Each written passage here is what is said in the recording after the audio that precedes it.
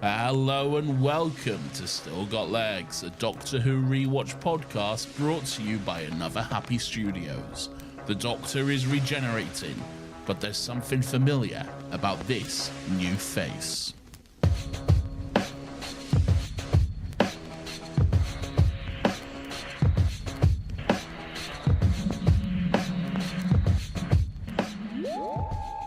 Hello and welcome to Still Got Legs, the only Doctor Who podcast in the world. Stop looking for any others. This is the only one. Stop it now. My name is Nathan. As always, I'm joined by my companion as we go on this adventure through time and space. But no one cares about him. How are you guys doing? You all good? Doctor Who. Doctor Who. Okay. You didn't ask me anything. You said I didn't care how I was. No, I did. I just said then. No, how are you? Oh, I'm very well, Nathan. How the devil are you today? I'm great. It's fresh. It's a fresh day. We're recording earlier than normal. It's a nice day. It's cold. Are you cold? Well, no, because I'm inside my home and I have a heating on. Oh, you've broken. I thought we were not turning the heating on this winter. Look, it's fucking January, Lauren. Did you mean... No, I'm not... There's no way you've gone all this time without putting the heating on once. No, it was on this morning. Yeah, exactly. I don't believe it's not that on for now, a second. Though. I don't care. It's not on now. I'm braving the elements like a true hero, like the Doctor himself would. Okay. Why are we talking about the weather? I don't know. You brought it up. I did. But I should have brought up Journey's End, the title you didn't fit in the intro today. Lawrence, shut the fuck up. First of all right, what I put in the intro is my business, okay? Not yours. Second of all, maybe I'm going to change it from now on and not put the intro in there, because maybe I just thought that it's clever just to say something else. It is limiting, because you always have to make that little bit of room at the end. Yeah, so maybe I'm going to change it from now on. So, fuck you. Also, we have a little bit of housekeeping to do up top. This is something that should have been done last week. There was some, there was one tweet and one email which did not get read out last week. Okay, this is entirely my fault. So I wanted to, and I have made the promise I'm going to read out every single one on the show, and I'm going to stick to it. So I do have to do my due diligence and make sure these are read out. So first of all, this is of course going off the Stolen Earth episodes. First of all, our good friend Kate at Maroon Star says, I would say rest in peace to the queen of serving cunt herself, Harriet Jones, former Prime Minister. Yes, we know who you are, in brackets. But instead, please join me in rejoicing that our mother did indeed survive the Dalek attack by falling through a trapdoor in her floor and speeding away on a motorbike.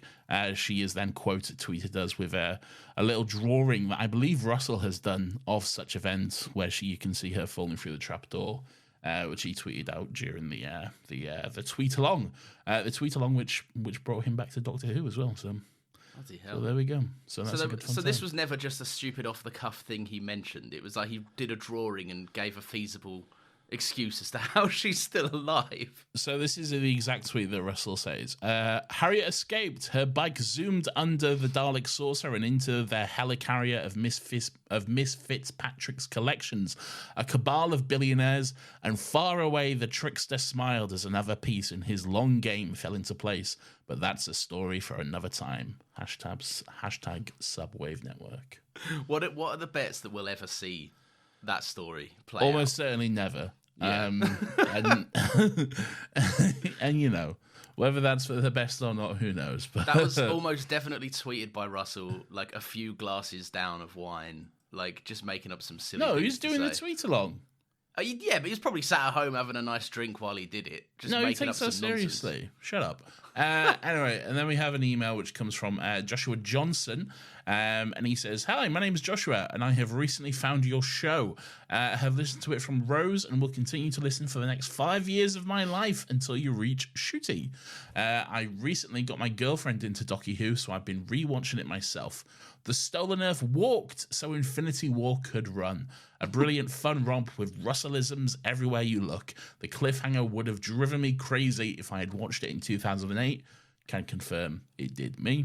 Yep. Oh, yeah. My weirdo for this week is Gwen Cooper for that weird little scream when shooting the Dalek. It always cringed me out for some reason.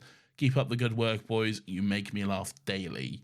We only release episodes once a week, but I'm glad. I mean, maybe he's going. Well, he's gone back. He's listening to the backlog, so you never know. Well, yeah, but now he's probably caught up. So, if him and his girlfriend are listening to it, are they? Because the downloads matter. So are they listening to it on one device? He does not say that his girlfriend is listening to this. He says that he recently got his girlfriend into Doctor Who. I see. Still Got Legs, an official Doctor Who rewatch podcast. Well, they're hard to confuse, in fairness. Yeah. No, that screams great. That screams passionate from Gwen Cooper. No, I won't be hearing that it's cringe. Shut up, you. I will also say that Joshua sent in an email after this as well. But that email seems to be all about the next Doctor, which is next week's episode. So if you're listening, Joshua, which I assume you are, I will read that next week. But obviously, won't make much sense to read it now. But thank you very much. So there we go. So that's that out of the way. Now, Lawrence, I can officially let you know that today we are talking about Series 4, Episode 13, which is, of course, titled Journey's End. It's written by Russell T. Davies. It's directed by Graham Harper. What do you think of that? And we're going to get there, Nathan, but first, another bit of housekeeping. Oh, for fuck! You couldn't have stopped me? Yeah, but now we've got it. Now we can just circle straight back in. Nathan, I wanted to let you know that there was a vote on the Twitter this week. Oh, no, fuck. We're not doing this. We are doing this. I don't care what the vote says. It's not changing. Wow. Nathan has to be ousted. Listen, I put a poll up saying that for months, our header photo on Twitter has been secretly Cassandra's face. And Nathan had no idea about this. I'm not sure how he never noticed it, given he does all the tweeting from Still Got Legs. But anyway, it was there. I put How often are you going to your own profile though? What, do you not go there to tweet? Like to press no, the I tweet press button? I press the tweet button, which is on the timeline. All right, fair point, but still. I put a vote out that says, should we switch it back to our professional banner, which has all the info, Doctor Who Rewatch podcast, new episodes Mondays, 10 a.m., or should we keep it as Cassandra? Out of a grand total of 30 votes, Cassandra was by far and away the clear winner, with 73% of the votes, with the professional banner only pulling in 27% of the votes. Now, Nathan has since changed it back to the professional banner, and I think in the emails and tweets for next week, your disappointment should be made clear. And that is all the housekeeping. Why are you doing this? Because there was a clear vote, and it was the people chose. But first of all, I never agreed to the vote.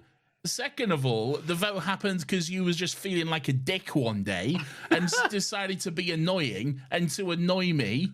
And so you did this, all right? Yeah, that's funny. You know how I feel about this podcast. I wanted to succeed and do well, okay? And it is doing well. This is doing well. It's doing very well, okay? But still, I think that we should have the proper banner up top so it has the information and it's in theme with everything, all right? Don't make me out to be some fucking pedantic little prick as well, all right? Nathan's like a brand manager. He wants to sit there and go, oh, we should have all the correct margins and everything else. I wanted a big fuck off. And it's interesting that you'll put this out there on Still Got Legs to make me sound like this, okay? But when it comes to another happy podcast of which I have no control over and do not edit, you'll happily cut something out of this week's episode, won't you? I will, yes, because you were a nasty boy and you made me look like something. I was telling the truth. You weren't telling the truth. Well, maybe I'll bring it up here. No, don't do that. All right, no more housekeeping. The banner stays the same. Leave Nathan alone. There we go. See, that's what I thought. Fuck's sake! What a bully! What a bully, everyone. Yeah. Anyway, Journey's End. Go on. Well, that's it. It's Journey's End. It's written by Russell Davies and it's directed by Graham Harper. Nathan, what are your general thoughts? Was all the setup for the Stolen Earth worth it for this grand payoff? What do you think? Lawrence, what are your general thoughts on this episode? I mean, it's not my place to say certified banger. But it is. Oh, okay, sorry. Go on. But if it were up to me, I would decree this a certified banger. I think this is a great episode. Highs, Very high highs. It definitely raises some questions, which I think we can get into discussing in a bit. But like, there's some stuff towards the end, some character endings that I want to talk about. But stop pulling the face. I don't know what you're referring to. No, not. There's nothing that's like dubious or makes me go, huh. But like, there's stuff that I want to talk about and see if we think that's a good place for the character to end up and how we're happy with their resolution and such. But yeah, overall, I really liked it. Great episode. Okay, well, you're right. It's not for you to say certified banger. It's for me to say, okay? And I decree it a certified banger. Oh! Right? Let it be known. This feature-length episode of Doctor Who, over an hour, bloody hell. Better got time to fucking... Yeah. It's... Look... It's great. It's banger from beginning to end. I don't think there's a single low point, a single lull in this episode. It moves at a breakneck pace. When it does slow down, it's for moments that really resonate and they really give you something to chew on and to think about and to have a little bit of a moment with. Everything is in here that deserves to be in here, I believe. It's good, campy, wholesome, pure fun, and I love it. I love it a lot. This is what all of Russell Doctor Who should be, okay? And it's not, but this is the best of Russell Who, okay? What are you saying? This is like his best episode? No. But like just the vibe of the era, okay? Yeah. Okay. Yeah. Like, yeah. This is the best of Russell Who. I made the declaration a few episodes ago that my favorite episode of the Russell era was coming up. It's not this. It's still coming up soon. We'll get to it soon, and I will reveal what that is.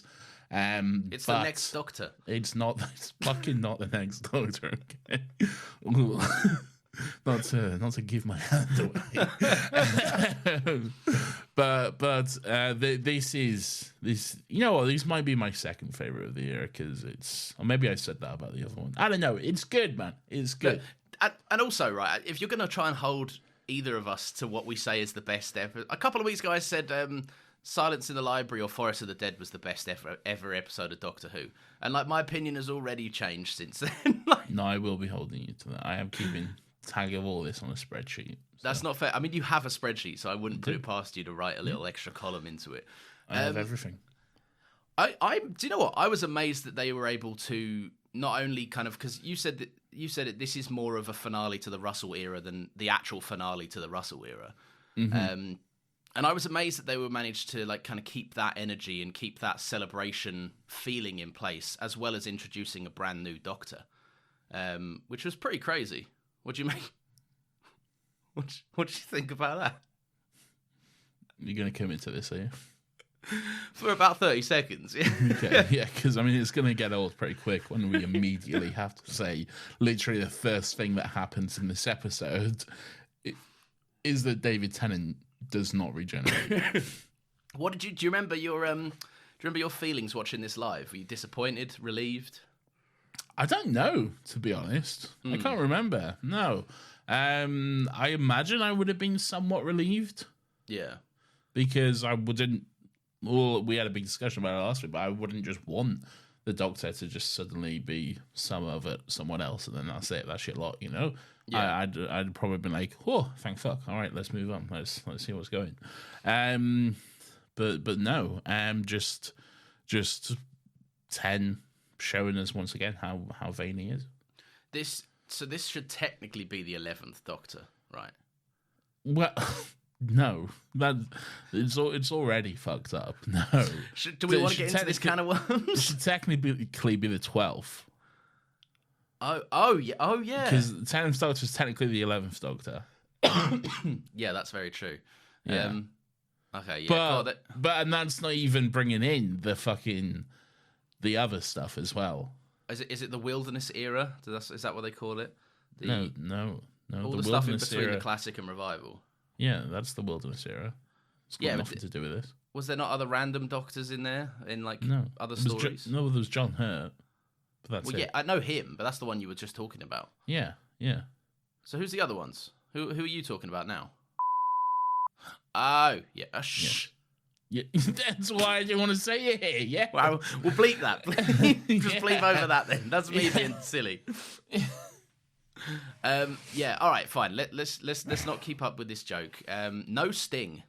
No, sorry, a sting, but no cold open before the sting. No cold open, just pure previously on. Bit of a coward move, if you ask me. Yeah. But it's fine. There's a lot to well, I say it's fine. I'm like, every week when this come on, I'm like, I know, I watched it. Go away. Just give me the new stuff. I don't need this. Yeah, I am grateful that there is that little quick skip.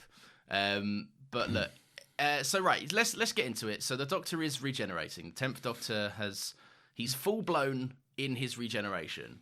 He is, and it's a full-on regeneration. It's not a trick. It's not a little light show. It's a full-on triggered regeneration, and he does a little bit of a little move. He dips his hips, and he does a little bit of a lean over to the left or whatever. And it's very precise, isn't it? It is very precise. Yeah. And then he siphons off this regeneration energy into his hand in a jar, the hand ex machina, which has been sat there for about 2 years now. Yeah. So we finally get the payoff to the hand in the jar. Well, it's had like several payoffs. It's been used like for multiple reasons. The mask. I have his hand. Yeah. Slam the jar down. All right, but I was reminded that this hand came off in David Tennant's first episode. Yes. And here it is in his last. Not really. And he said, didn't he say something like, I'm no second chances, I'm that sort of a man? Yes, he did. Ironic that his hand gave him a very literal second chance. Yes, very true. Very true. Did the hand change? Did the hand regenerate? No, I had this question. I thought about this. I thought for a moment. So is that Matt Smith's hand, technically? Is that what's happening there? But and then every cycle ever since, they've just had like the last Doctor's hand in place of their hand. But no, that doesn't make sense, because then if you think about then what happens to the hand, it wouldn't make sense. Oh, yes, that's true. Yeah. Everyone's a bit bewildered by that. Everyone's a little bit... Rose is specifically a bit like, what the fuck? Yeah. Donna still... I'm pretty sure Donna still had no idea while he was regenerating. Like, what was going on? No, it was never really explained to her. There's a lot going on, to be fair. It's like... They gave her like a quick fucking rundown of it, but it's really like you're still not quite grasping what the fuck is happening. But yeah, it doesn't matter though, because here he is anyway. Jackie and Mickey arrive to save Sarah Jane. So it's good to see Jackie again. Return of the Queen. Yeah. Yeah. I like that you were like, it's Jackie and Mickey arrive. It's good to see Jackie. No, it's good. I like Mickey, all right? Yeah. We have to do this every fucking time. I know, there's just baggage, all right? Mickey as a character is good. Any compliments we pay to Mickey the character belong to Mickey the character, and that is it. We're wrapping up all our cliffhangers from last week. So Sarah Jane was like, she was held up by the Daleks, and then here they come to save her. They just... teleport in and shoot the Daleks. Well done. Jackie Tyler, where the hell is my daughter? Lovely stuff. Love that. That's great. Torchwood, they just freeze, and it turns out Tosh developed a time lock for the base somehow. Look, Tosh was always the tech one. Yeah, but like a time lock? Yeah, it's... That technology is advanced. Yeah, that's used to explain why the Doctor can't go back to the Time War, man. But look, this is the thing in Torchwood, right? All of it's hand-wavy, because not only do they, as we kept mentioning last week, primarily shoot aliens in the head, they also scrap their tech and take stuff from their base, and they're basically the British Empire. They go somewhere, kill a bunch of people, and then take their stuff. And then go, thanks for the stuff. We're going to use it to make more stuff now. Yeah. So I guess, I mean, I buy it. It's a bit silly. But... Yeah, it is a bit silly. I don't know if I buy it, but it largely does not matter. Because, But this is pretty much what we see of them for the episode. Like, we'll touch on it a little bit later, but like this is pretty much it, really. It is quite clearly the most obvious case of that was just for the cliffhanger, then, wasn't it? Yeah, pretty much. Because they're pretty much not in it again until later on in the episode for like a quick Zoom chat with the Doctor again. Yeah. But yeah, what else is going on? Because we got a whole bunch of stuff to get through here. We're going back and forth between like the three main cliffhangers at the opening of this episode. We finally get our big Doctor and Rose hug, which is nice. They get a nice little reunion moment. That's quite sweet to see. It is, but it's not sweet for long, Nathan, because the Daleks power down the TARDIS. They steal it. Yeah, the TARDIS is on a little... how many of them arrive on the street? Like 4 of them. 4, yeah. I guess because they've just got word that the other one's been blown to fuck by Jack. And it's extremely precise aim from last week. So yeah, they power down the TARDIS. I wrote down Chronon loop. That's what's said. I don't know what it meant. There's always something that's said. There's always a vague science term that's said, and it's what I wrote one down for later, and we'll have a good laugh at that. But okay, is it one that might be said by Catherine Tate? No, it's not. Oh, okay, cool. So they basically the reason they've powered down the TARDIS is to basically strip it of its defensives, and then kind of throw it back up to the Crucible. Basically, get the protagonists on the Dalek ship where they need to be, and off they go. And then, kind of next to all of that happening, or how do Sarah Jane, Mickey, and Jackie get word that they've gone to the Crucible? They hear them. Were they close by? Yeah, they see it. They see the TARDIS getting kidnapped. Yeah. Oh, I got the sense they were further away. I must have just been writing a note as they saw the TARDIS shot go up. See, this is why you shouldn't write notes as you watch the episode. But that's why I've got you. I've got you to clarify things. No. You're not relying on me. I won't pick up your slack, all right? I watched the episode twice now, Lawrence. I found my way to do it. Oh, damn. Right? Okay. I watch it once for me to watch and enjoy, okay? Yeah. And then a day or so later, I'll watch it again, this time so I can pause and take my notes as I go through it. How long are you going to keep up with this process? As long as I need to. I know the amount of times that we've just both gone, all right, quickly watch this episode, run upstairs. No, you might, but the difference in levels of prep that we put into this podcast is staggering, all right? Yeah. You just show up and see whatever the fuck happens. I've got all of my notes. We almost always use my notes. I got all of my notes, Lawrence. Today. And every other day. Yeah, my bum. And I've got all the other prep work as well. What's all the other prep work? Well, I also watch Confidential. I take a look at some fun behind-the-scenes notes to see if there's any fun little facts I can pick up and pull in throughout the episode. And then I gather all the tweets and letters that we'll go through for later. Do you do any of that? I also edit the podcast. That's your job. Yeah. Do you know what? I'm gonna read all the tweets today. You're gonna read all the emails? You know I can't. You haven't allowed me the login. No, that's not true. I don't have it. You almost certainly do. I probably could find it, but I'm not going to look too hard. Anyway, Sarah Jane, Mickey, and Jackie surrender themselves to the Daleks so that they can be... That's a pretty big gamble. They need to be taken up to the Crucible too. I don't know. I wouldn't be making this gamble. I'd rather blow up the Daleks. Like... I understand it would leave them but then where does that get them, though?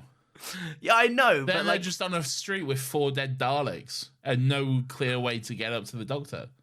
So then what? I just would... If it was me, there's already been a blown-up Dalek in the area.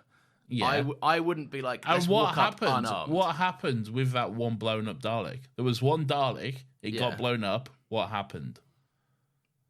Well, it just got blown up. Yeah. But then what happened? Then 4 more came. Yes, exactly. So if you have 4 Daleks that get blown up, then what's going to happen? But this is my point. That's already the 2nd squadron that have been sent to find this threat. So if I just rock up completely unarmed, the Dalek's going to be like, well, it could have been this guy. And if they shoot me dead, then I'm still not going to the Crucible, am I? Do you catch my point? All right, but why? But you're unarmed, so why would they be like, oh, is this unarmed person clearly killed the Dalek? Because they're Daleks. What if they know stuff? They can sense heartbeats and everything else. No, you're just making shit up now. I'm not making shit up. I'm also not saying that they shouldn't have done it. I'm saying I don't know if I'd be doing this. Well, yeah, and that's why you'd fucking. That's why the Doctor would completely abandon me. Yeah. Yeah, that's why you wouldn't earn your place on the TARDIS. All right, fine. Nathan, what's going on over in Germany? There's German Daleks, Lawrence. I love this. This is great. I do too. It's great. Exterminieren. It's good stuff. It's very, very good stuff. I like that it's just like, it makes sense, but it's something I've never really considered it. Yeah. Yeah, they're taking over the world. Of course, they'll have like some kind of translator fucking software thing. Yeah. So yeah, it makes perfect sense, and it's very fitting with who they are. It's back to their Nazi roots, is what I'm saying. Yeah. And speaking of not speaking of Nazi roots, they. You don't have to make every I like to. I like the way it flows. You don't have to make every note fit together, all right? You can just say it, okay? I'm fine. It's not even a note. It's just the next thing. So Martha goes over, and there's this what is it, like a big old church? Is that the vibe it was? It's more like a castle. Castle. Okay. Did you not watch it? Huh? Did you not watch it? No, I watched it, but it's like an old-timey building, so I felt it could have been a church. All right. It also could be a church. It was more a castle. All right, fine, but some castles and churches have the same vibe. Big, tall buildings, often old brick. Anyway, go on. Look. And they weren't drinking Guinness a couple of episodes ago. Yes. They certainly weren't eating fucking bread. Yeah, fair enough. I like this old thing. I like that Unit have just got like a because we don't really know what Martha's up to. We just know that she's gone to Germany and she's been. What do we know from last week? That she's been authorized to use an Osterhagen key. Yeah, that's right. We have no concept of what that is, other than Jack is telling her that is a fucking terrible idea. Yeah. So anyway, Martha goes there, and I like that Unit have. It's just the most unsuspecting place, but there's just like one of those typical hidden rooms. Is Jack telling her it's a terrible idea? He tells her something's a terrible idea. Oh, it might have been the teleport. Yeah, it was the Project Indigo. That's right, yeah. So there was Indigo was last week, Osterhagen is this week. God, Martha's got a lot of jobs going on. She's got a lot to do.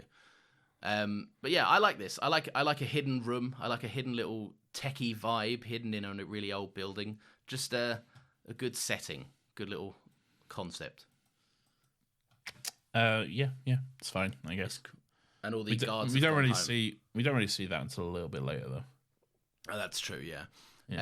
What do we see now? We see the Doctor. So the TARDIS is on the Crucible. TARDIS has been taken to the Crucible, and it's kind of lost all its defenses as well. Yeah. Which I think it does a good job of adding to like the kind of the fear of the Daleks, and like the Daleks are a lot scarier in this episode, I think, because you know, the Doctor says they're a fully fledged empire. You know, right now that wooden door, which once could hold off the entire hordes of Genghis Khan, it's now just a wooden door. So there's nothing really that they can do to stop the Daleks getting in. I was so annoyed that you said that, because the note that I had was that Rose says, "You told me nothing could get through those doors," and I was going to say, actually, Rose, what he told you was the extended hordes of Genghis Khan. Fuck, you took my note. I didn't. No, but you thought of the same little reference as me. Fuck's sake. Rose just straight up said it. I didn't think of this. Rose said the same reference. She didn't say the Genghis Khan thing. No, because she's human and can't remember exact quotes word for words years after they happened. We're human, and I can rember it like 18 years later. Yes, because you've seen Doctor Who 12 times, Lawrence. All right.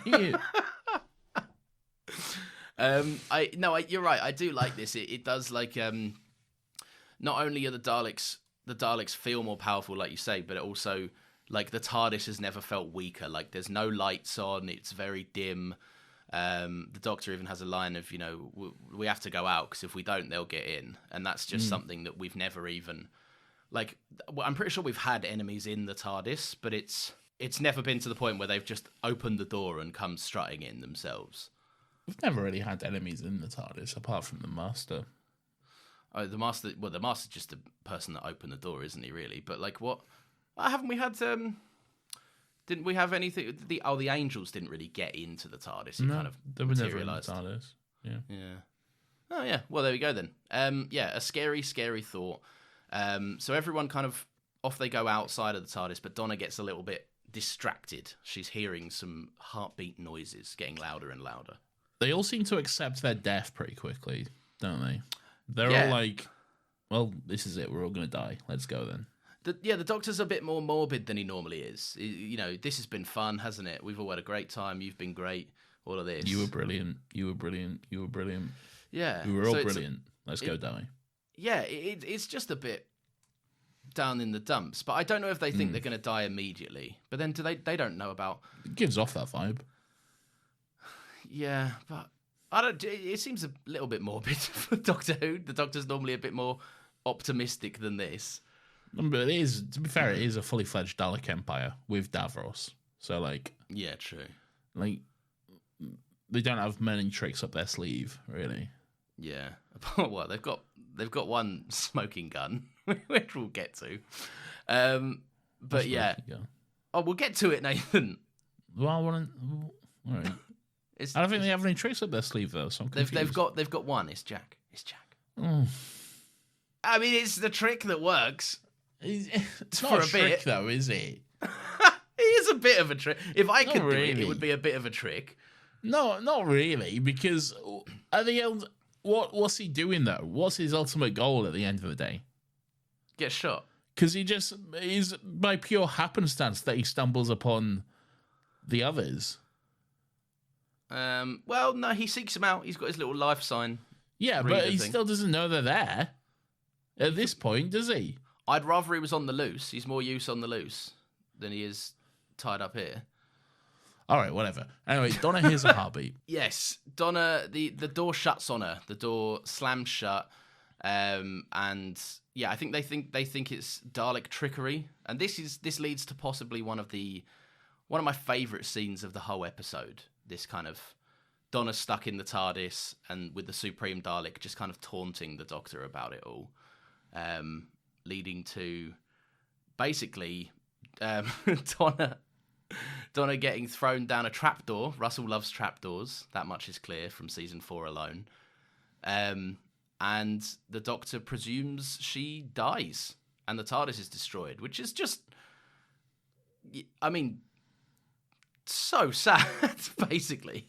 Well, they throw the TARDIS into like the kind of like, I guess, the engines of the Crucible, where it's all like, I don't know, super fire that can burn through the TARDIS or whatever. I think you're referring to Z neutron energy. Great, yeah, exactly that. But Donna's still in there. Very funny. We all love that meme. Are you not even going to explain the meme? No, I can't be asked. Look it up. Yeah, no, it is quite sad. It's Doctor doesn't have a clue what's going on. He thinks it's the Daleks. They don't have a clue what's going on. They think it's Time Lord trickery, but then they're like, irrelevant. Watch your machine burn, Doctor. So yeah, but luckily the Doctor saves the day, or is it the Doctor? Sort of is the answer to that. It's a biological metacrisis, is what it is, Lawrence. Well, there you go. Yeah. Do you subscribe to the 10-2 name? How should we refer to him going forward? I've referred to him throughout all my notes as 10-2. Okay, fantastic. Yeah, and that's 10 TOO. That is. Oh, yeah, come on. 10-2. Yeah.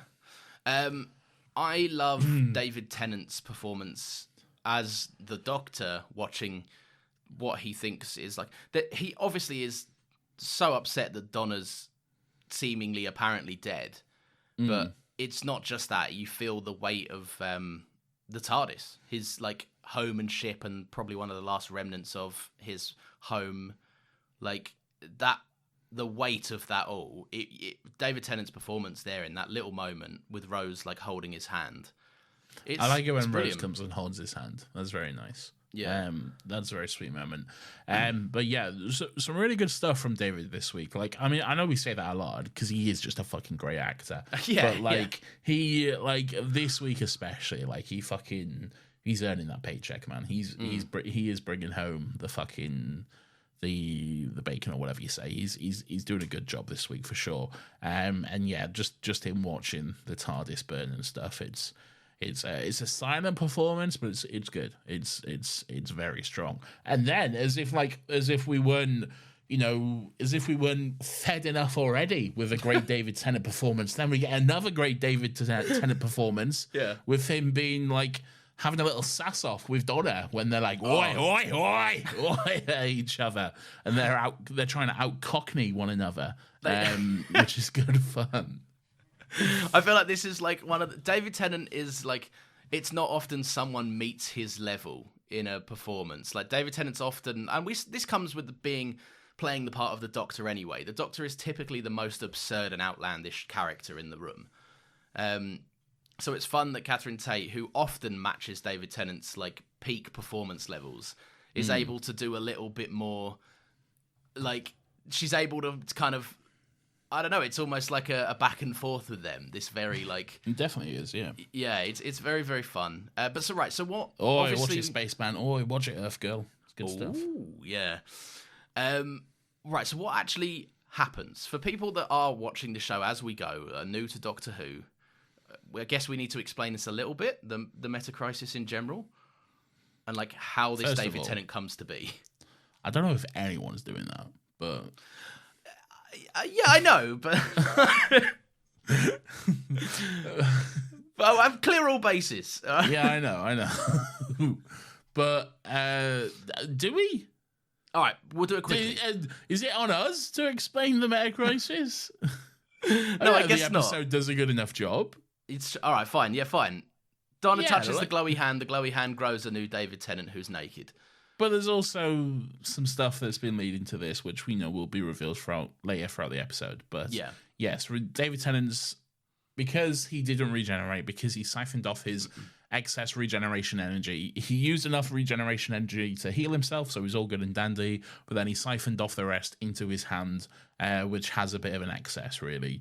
Donna somehow connected to that metacrisis regeneration energy, which then triggered the rest of the regeneration, basically causing his hand to grow out into a full-on David Tennant. But also, because it merged with Donna, it's part Time Lord, part human. The Dr. Donna, basically.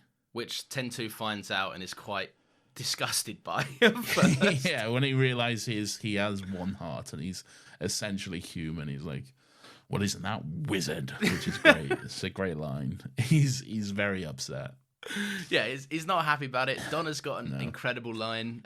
You chop one bit off, you grow another. You're like worms. You're like worms, you lot. Yeah. And it's true.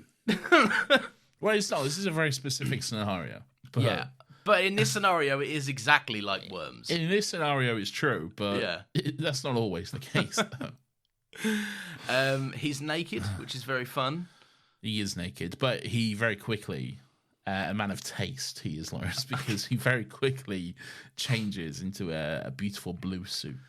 I knew we were going to have suit talk, because this is it now. This is it. This is the showdown.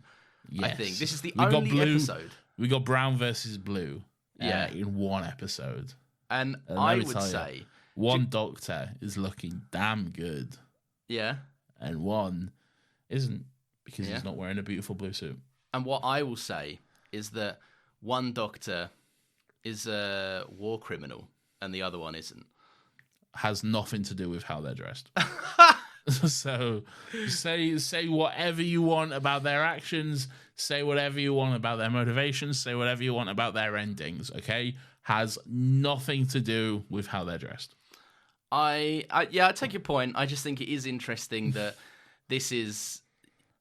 this is the suit that they roll out for the reserve Doctor. This is the B team suit. This is the away kit. First of all, First of all, this is the suit that was sat in the cupboard for a spare. It's not a spare at all. It just so happens to be that David Tennant was already wearing his other suit. He has 2 suits, okay? And he was already wearing one of them. So what else is he going to wear? The backup suit. No. His second suit. Look, I'm just saying it's very clear to me that was the one that was just left in the cupboard. Okay, but then the exact same thing is said in the episodes he's wearing his blue suit. Where do you think the brown one is then? It's just left in the cupboard, isn't it? The blue suit is only worn when the brown one needs a wash. That's it. That's my ruling. The blue suit is worn more often in Series 4 than the brown suit. All right, yeah, fine. So... I'm just saying, that's not a suit which commits genocide, the brown suit. Look, you're pissing me off now. Because... This is suit talk. You knew we were going to do this. Yeah, but that has nothing to do with the suit. He could have been wearing the black tuxedo and he committed genocide. It's true, yeah. And then he could have been wearing the brown tuxedo. suit and he committed genocide. He probably has done at some point. No, yeah, he's committed genocide loads of times, to be fair to him. He fucking loves it. He loves a bit of genocide. Does. But, he's wearing the blue suit and he looks good. All right, well, look, can we find a peaceful middle ground and just say that both of our doctors are sharply dressed? No. I think one of them... No, they are both sharply dressed, but one of them looks infinitely better. Because he's wearing a beautiful blue suit. See, I was about to agree with you, because one of them does look infinitely better, but for the sake of not boring everyone with suit talk, we'll move on. Jack shoots at the Supreme Dalek. The Supreme Dalek's going off about, like, how does it feel, Doctor? And Jack reverts to his tortured ways and goes, feel this. Shoots at him with a very ineffective gun. Yeah, that's kind of the point, though. He was doing this so he could be killed. Like, he knew that wasn't going to do fuck all. Like, this isn't his first rodeo with the Daleks. He knows what's going on, okay? Yeah. And especially the Supreme Dalek. If he's firing just his handgun at the Supreme Dalek, like, nothing's going to happen. But it is interesting that clearly he chose the stealth option for his resurrection this time. We've spoken about this in the past before. Yeah, because he's usually a big gasp and a grab, and he's up and he's like, but this time it's just a little wink and it is incredibly selective. It is, and like sometimes it takes 10 minutes, and sometimes, like in this scenario, it takes 30 seconds. Yeah, it's not the most consistent thing, but it works. And to be fair, this is one of those episodes where I was like, oh yeah, I guess Rose doesn't know about that, so that's interesting. She doesn't know, but I found Billy's reaction weird. Maybe not the best take. Oh no, why? Because it was like exactly like you just did. It was very, oh no, Jack, oh no. No, she was better than that. It felt a little bit, because there was a part of me that was thinking, does she know? Is she playing along? And then I thought, no, Rose wouldn't know this. There's no way Rose would have known. Either way. But I mean, Billy Piper's phenomenal. I just thought the take was a bit awkward in the way that it was. I'll tell you what, there's a good scene between Tentu and Donna where, like, the Metacrisis Doctor, he's able to see inside her head. And he's able to see, like, all this time Donna's saying, like, oh, she's just a temp, she's not important or anything. He's able to see that, she genuinely thinks that. She genuinely thinks that she's nothing special. He has that great line, shouting at the world because no one's listening. Well, why would they? And that kind of stuff. And I think that's a nice moment. It's like the insecurity of Donna and the fact that she does think she's just an ordinary person who doesn't necessarily deserve anything special, isn't anything special. I think that's a key part of her character. Yeah. And it's always nice to have someone, especially like the Doctor, say to her, no, you are special. You're genuinely incredibly special. And yeah, it's just a nice moment, I think. It is nice, and it's so often as a character, Donna's walls are up, and it is really good to see her, like, even just appeal to the Doctor as a mate, because these aren't qualities that she's happy about feeling. So there's a really nice subtle kind of delivery from Catherine Tate where she's like, okay, like, Doctor, please. Like, yeah, when she's just like telling him to stop and stuff. Yeah, because they both know it's absolutely accurate, but she doesn't need to hear it. but she does absolutely need to hear what 10-2 follows it up with. I quite like in this because this is when they start to suss out in this conversation that they've always been headed for this. This has always been like the fate of it kind of comes back around. And what I love is that obviously we've watched all through season 4 now, up until this. Well, no, but up until this point. But like we've been still seeing got the extra bit of season 4 to go. Yeah, are these, do they count or are they specials? They're specials, but we're just going to list them as series 4 because they are series 4. Though, they are. They're series 4, like the extras, you know. Yeah. And we're going to do that so that they don't appear weirdly in our podcast feed as well. Yeah, it's purely logistical. Yeah. But I like that all of the coincidences that we've been like that are played for laughs typically, like you know, Partners in Crime is a brilliant comedic episode because they see each other again. They have that little kind of mime off to each other through the window, right? But yeah, you know it's a funny episode because Murray plays the funny track. He does in this. He does actually, yeah. And yeah, you've got other stuff like Donna's parked car is like where the TARDIS lands. All the others. Granddad. Yeah, Doctor meeting Wilf twice. Yeah, just all these coincidences that we've thought like, you know, Catherine Tate's in the show. They've injected a bit more humor into it than usual to play into like her skills as a performer. But it all gets recontextualized here in this way that they've always been headed for each other, which is just so like you said, for a character that whose primary biggest conflict and biggest fear is that she's not as special as she doesn't feel like an individual, like a special individual to the point that others do. She doesn't believe in herself. It's just a great bit of writing for stuff that we've been pointing at and going, that's funny. For it to all come together in such a character-centric way is very cool. Yeah. It's really good stuff. It's all destiny, whatever. Sarah Jane, Mickey, and Jackie are on board the Crucible now. Their little gambit worked. It paid off. Yeah. And now they're being taken to be killed by a reality bomb. So maybe it didn't work out that well. There are some peak 2008 haircuts going on in this scene, Lawrence. There's some beautiful emo fringes and all of this stuff. You're saying it's a good thing they were all atomized? I'm not saying that, Lawrence. No. Nathan says, obliterate the frosted tips, please. I had an emo fringe myself, so... I don't know if... I never had an emo fringe. It was just more... You almost certainly wouldn't have had an emo fringe. You were a big fucking preppy boy, weren't you? How are you defining me? What's a preppy boy? You were a big preppy boy. You probably had a quiff or a comb over or something. I did. I probably had a bit of a quiff, yeah. Yeah, there you go. But it was a messy quiff. It wasn't like a slick back quiff. You had the Macklemore, didn't you? I had shorter sides. It wasn't quite a Macklemore, no. You had the Macklemore. No, I didn't. You did. Yeah, the testing of the reality bomb. This scene terrified me as a child. It never did me, and I'll tell you why. Because you weren't a child. Well, yeah, first of all. But also because everyone just looks so unbothered as they just disintegrate into nothing. But I know what you mean, because they're all just actors that have never stood on a green screen before. Yeah, they've just been told to stand there and then we'll do it in post. So they're just, oh, okay. Yeah. Are we good? But I quite like that there is an element of like, because they do a countdown to the reality bomb, and then it's quite a while before some of them actually atomize and disappear into dust. It's true, yeah. It goes on.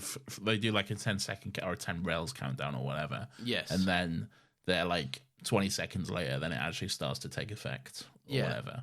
Which, so I get the sense that maybe like those citizens, those people that they've rounded up for the test, there's a part of them that's like, am I supposed to be feeling something? And then before they even know it, they're being turned to dust. And then I would have liked it if it was a bit more Infinity War in the style of looking at their own limbs disappearing and stuff. But there's nothing because they clearly the actual actors have no idea what's happening to them. They've just been told to stand there and then they'll do it in post. So, but they have no idea and they just look genuinely unbothered. They're just like looking around and then they're just like fading. Yeah, it's not. I know what you. And look, as and an that, adult, that one, and then it comes to that like a one shot of like the woman who Jackie talked to, and then it's genuinely funny the way she's almost T-posing like a video game character. Yeah, the way yeah. The way she's just stood there as she disintegrates into nothing. It's almost funny. Yeah, they are all posed for it, aren't they? They're just weirdly stood and just no reaction from any of them, which is quite odd. But all right.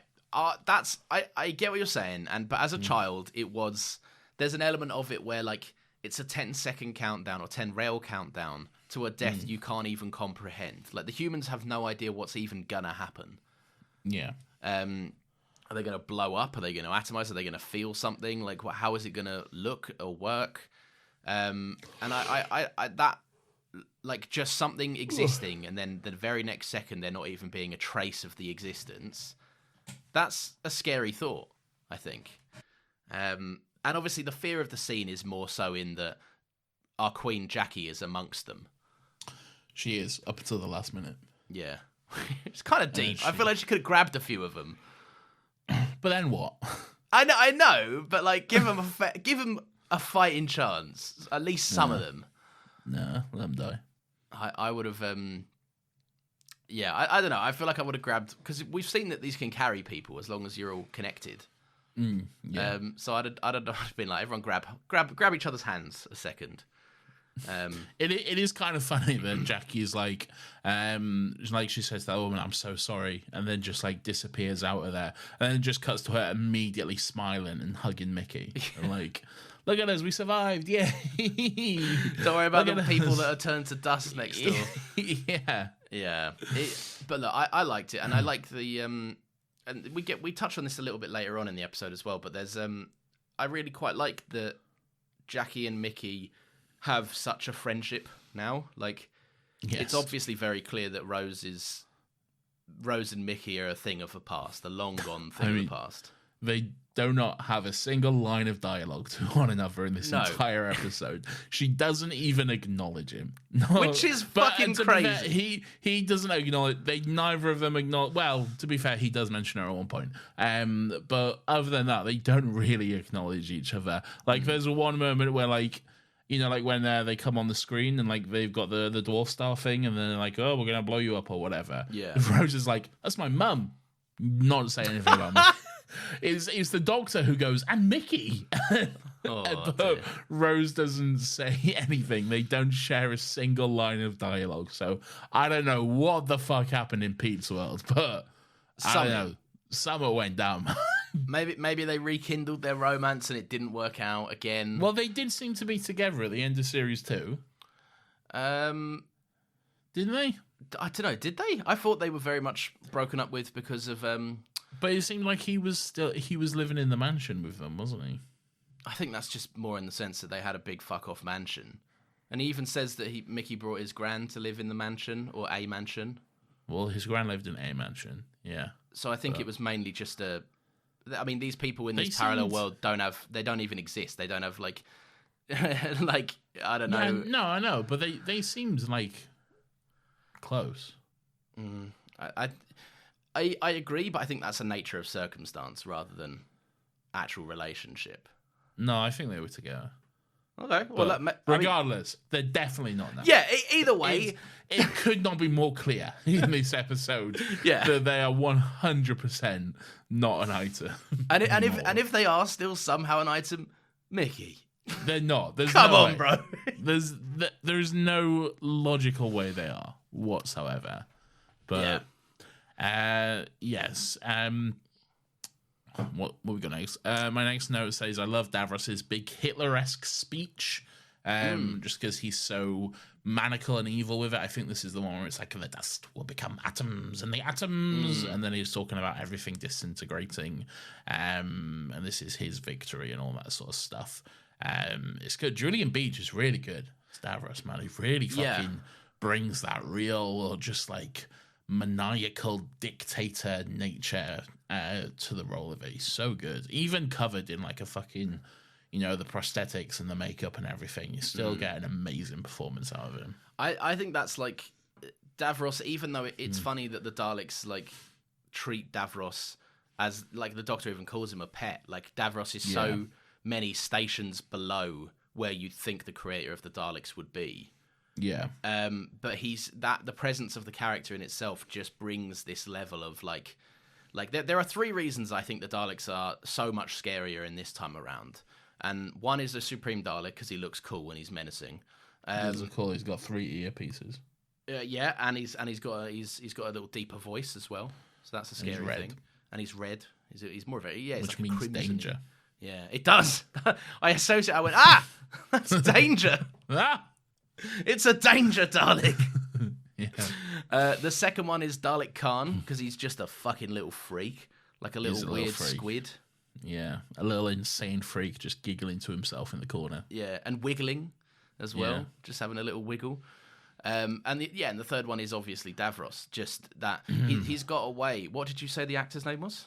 Julian Beach. Julian Beach. He's got this way of like screaming, but it doesn't ever feel like melodrama. It actually just feels like this character is off the fucking wall.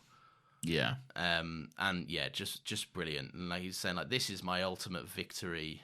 All of this, yeah, great stuff. Big, it's very good. Great performance. Yeah. Jack finds his way. He climbs through some ventilation shafts, chasing some life signals, and he runs into Sarah Jane and the gang. Sarah Jane, Jackie, and Mickey. Mickey and Jack have a bit of a reunion because they know each other. And then I got my note here which says just 2 horrible blokes hugging one another. Yeah, it's very true, isn't it? Yeah. I quite like that. I did think about Mickey and how like when we first meet Mickey, he's this big quivering melt. Yeah. And I'm thinking like character-wise, he's come on leaps and bounds, hasn't he? He has. He's a good character. I do like the character of Mickey. Yeah, and I quite like that. Like at the start, Shane Noel Clark's a piece of shit. Yeah, and the same with Captain Jack and John Barrowman, and it's just like But look, unfortunately, we have to we're served the crumbs, and we have to appreciate what little nuggets we can extract. Yeah. But yeah, so he I was thinking about his character and just how quick to be bullied he was in series 1 by Jack. And like Jack would he's saying, what did he call him? Captain like Cheesecake or something. Captain Cheesecake, yeah. Yeah. And what is that what he called him in season 1 as well? He had a name for him in season 1. I can't remember. He called him something absurd in season 1. But I like that now there's this level of Mickey's like done taking his shit, where he's like, yeah, that's enough hugging. Right. And he's pushed him off. Yeah, I liked it. I liked it, but yes, absolutely 2 horrible men having a nice cuddle on set. We then come back to Martha and we get a little bit more information about what is going on with the Osterhagen key. The station in China comes online. The station in I believe the other one is in Liberia, which is already online, and Station 4, which is in Liberia, doesn't want his name on the record, and I respect that. I think I'd be the same. I'd absolutely be the same. Yeah, I mean, there's going to be no record, but like, still, I wouldn't want my name associated with that at all. Why chance it? Yeah. So basically, we get the reveal. The Osterhagen key. What it does is there's 3 keys and there's 3 stations. I think there's many more stations. There's many stations, but you only need 3 to activate it. Correct, yeah. So the Osterhagen key, yes. Basically, 26 nukes that are 25. in the Earth's crust that will blow up the entire planet. 25. Is it 25? 25, yeah, they say 25. Oh, okay. I was close. What's one extra nuke going to do? Why would it be 26? Why would it be 25? Because it's 25. You just like the round number, 26 is one too many. Yeah, I do. 26 is one too many. Okay, fair enough. Well, saying that, I do have a note that, like, is 25 nukes enough to destroy the Earth? If they went off at the Earth's crust, then maybe. Because it's not like it's going to go and bomb all the cities. Like, it's. I think Martha said something about they're, like, tactically placed to fucking open up the crust and fuck the Earth. 25 doesn't seem like enough to me, though. I think it's enough to make it uninhabitable. It might not blow up the entire planet, but the planet would be desolate. That's what it's supposed to do, though. It's supposed to blow up the planet. I think it's supposed to end all life. No, it's supposed to blow up the planet. Well, I don't know. I'd imagine 25 nukes would probably do the trick. Like, if you're igniting them at the center of the planet. It's not the center. It's in the Earth's crust, okay? The crust and the center are two very different things. Right, but below the surface... Yeah, again, like, the Earth is quite big, Lawrence, okay? We're not talking a few meters here, right? Don't, because you know our listeners. They're going to come out with so much science. Just you wait. And we're gonna have to listen to it at the end. Oh yeah, go on. All right. All I'm saying is, 25, like, one nuke was enough to pretty much destroy Hiroshima. And that's a very small area, relatively speaking, when it comes to the whole Earth, okay?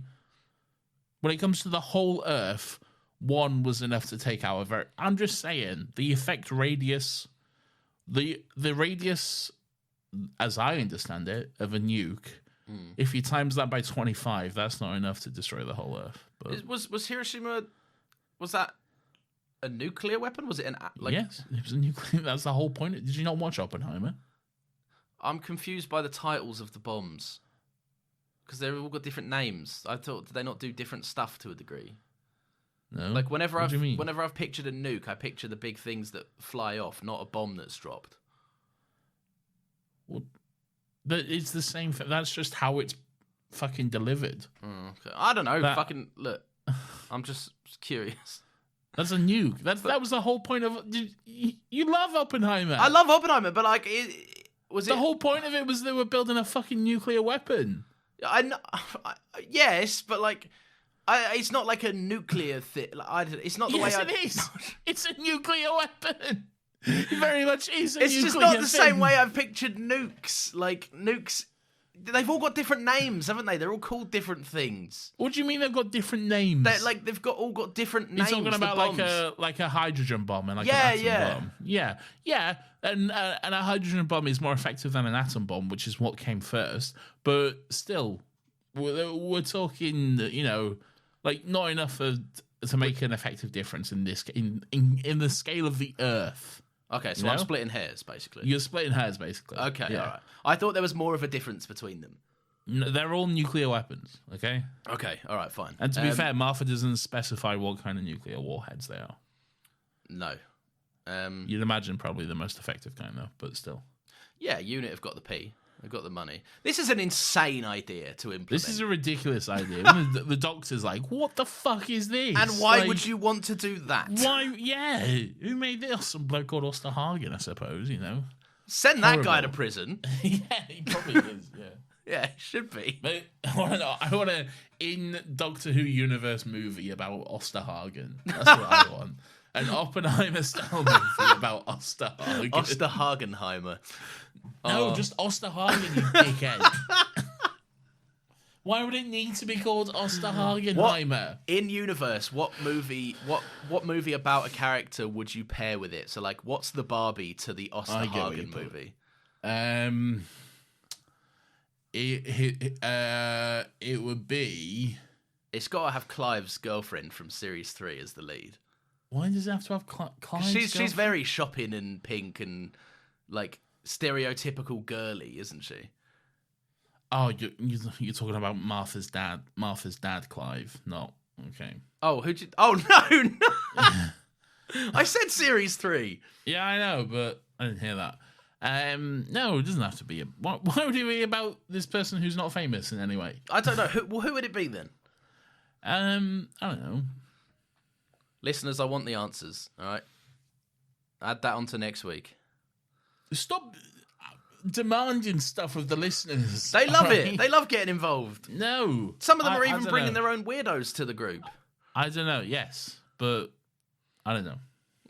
I want to know. So next week, write in, tell us. Maybe it's just Barbie. Maybe they have their own Barbie. Maybe it's just Barbie. Yeah. Osterhagen and Barbie. Barberhagen. Barbie Hagen. It's the wrong week to make me laugh when I've got such a horrible cough. Oh, look at him, fucking begging for sympathy. No, I'm just making your life easier. Now I've acknowledged the cough. Violin. No, I've acknowledged the cough now, so you don't have to cut all of them out. In this scene, we get Martha kind of contacting the Crucible and being like, "Oh yeah, I've got the All-Star key. I'm going to blow you up, you cunts," and all this kind of stuff. And then Rose is like, "Oh, she's good. Who's she? I like her." And that warmed my heart. Yes, that was a very nice moment. I enjoyed that. And then Martha being like, "Who the fuck are you?" And she's like, "Oh, my name is Rose. I'm Rose Tyler. Nice to meet you." And she's like, "Oh my God, he found you." And this is a beautiful moment right here, because my Queen Martha, we already know that she has every single right in the universe to fucking despise this woman. This is never met, To be like, "You caused me nothing but misery for an entire fucking year, 2 years if you think about it, of my life because of you. Because that prick there wouldn't forget about you, Mrs. fucking Blondylocks." But she doesn't. No. She's just happy. She's just so happy for her friend. She's happy that they found each other. And I love her so much for not being petty, for not holding a grudge. She's so much bigger than that. She's so much better. And I love Martha Jones. Come on leaps and bounds from like Utopia last season, where Martha's being written as this character. And she was a blonde. All of this. Yes. She has, and again, I will say she has every right to have that reaction, though. Yeah, but aim towards 10. Yes. Yes. It's the moment we needed between these two, because these two characters have been pitted by men against each other almost relentlessly. So it's nice that their first somewhat interaction on screen together is more of a case of like, we're two normal people meeting each other for the first time. Yeah, and it's not. Like I think you once said, you were glad it wasn't the repeat of like Sarah Jane and Rose in season 2. 100%, because to this day, horrendous, awful, hate it so much. It's not a great dynamic. That there is a nice moment between Rose and Sarah Jane in this episode, though. So it's they have kind of patched that up, but it's not good.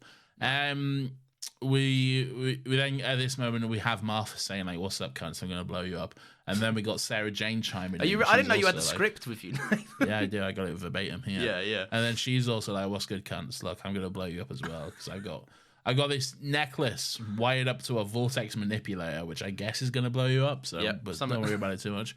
And I love Davros recognizing Sarah Jane as well. It's so good. Yeah. Really good moment. Yeah, and Sarah Jane being like, "Yeah, it was me, cunt, and now I'm here. And now I'm going to fucking kill you," because she's a mother and a fighter, and I love that about her. It's great. She's got that soda pop boy. Yeah, she's got a soda pop boy. It's true. Yeah. This is the scene that I love, because it's like, there's the part of the Doctor that is there like, you know when you big up your mate to someone and then they meet like another friend and they behave like an idiot and you're like, this is so embarrassing for me. I've said you were an all right guy. Like, the Doctor has this with Davros, where Davros is going on about how the Doctor fashions people into weapons because he's never the person to pull the trigger. He's never the person to hold the gun. And then these people come on screen and Martha's like, "I'll fucking blow up the Earth," and Jack's like, "I'll blow up this whole fucking thing. I don't give a fuck." And it's very much a case of like, I understand the Daleks have led them to this point of desperation, but it does make the Doctor, in one of the best scenes of the episode, which we'll get onto in a sec, it makes him confront this really ugly truth of And it is the truth. And that's why it's such a good scene. That's why it's really effective having, the Doctor's true nature, not his true nature, but just having this side of the Doctor revealed to himself. And was he aware of it? Was it subconscious? Who knows? But he immediately is like, yeah, fair one. Like it is very apparent to him, because throughout this entire scene, he just has like a horrible look of shame on his face. Yeah. And, like we get the flashbacks of like, the controller and Linda with a Y and the Tree Woman and all this sort of stuff. River Song is really, really like heartbreaking, but really effective scene of seeing all these people who, sacrifice themselves in the name of the Doctor, and where did it really get them ultimately? It's really good stuff. There's a great line from Davros. I wrote it down, but it's probably not exactly how he said it. But it's the Doctor always running and never looking back because he dare not out of shame. Yeah, and it's like, oh my god, that's so accurate. That's very true. Like, yeah, just everything we just said. Just this man who doesn't he had a line in this very season. I never would, with the gun in his hand.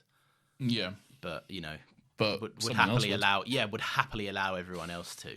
Yeah.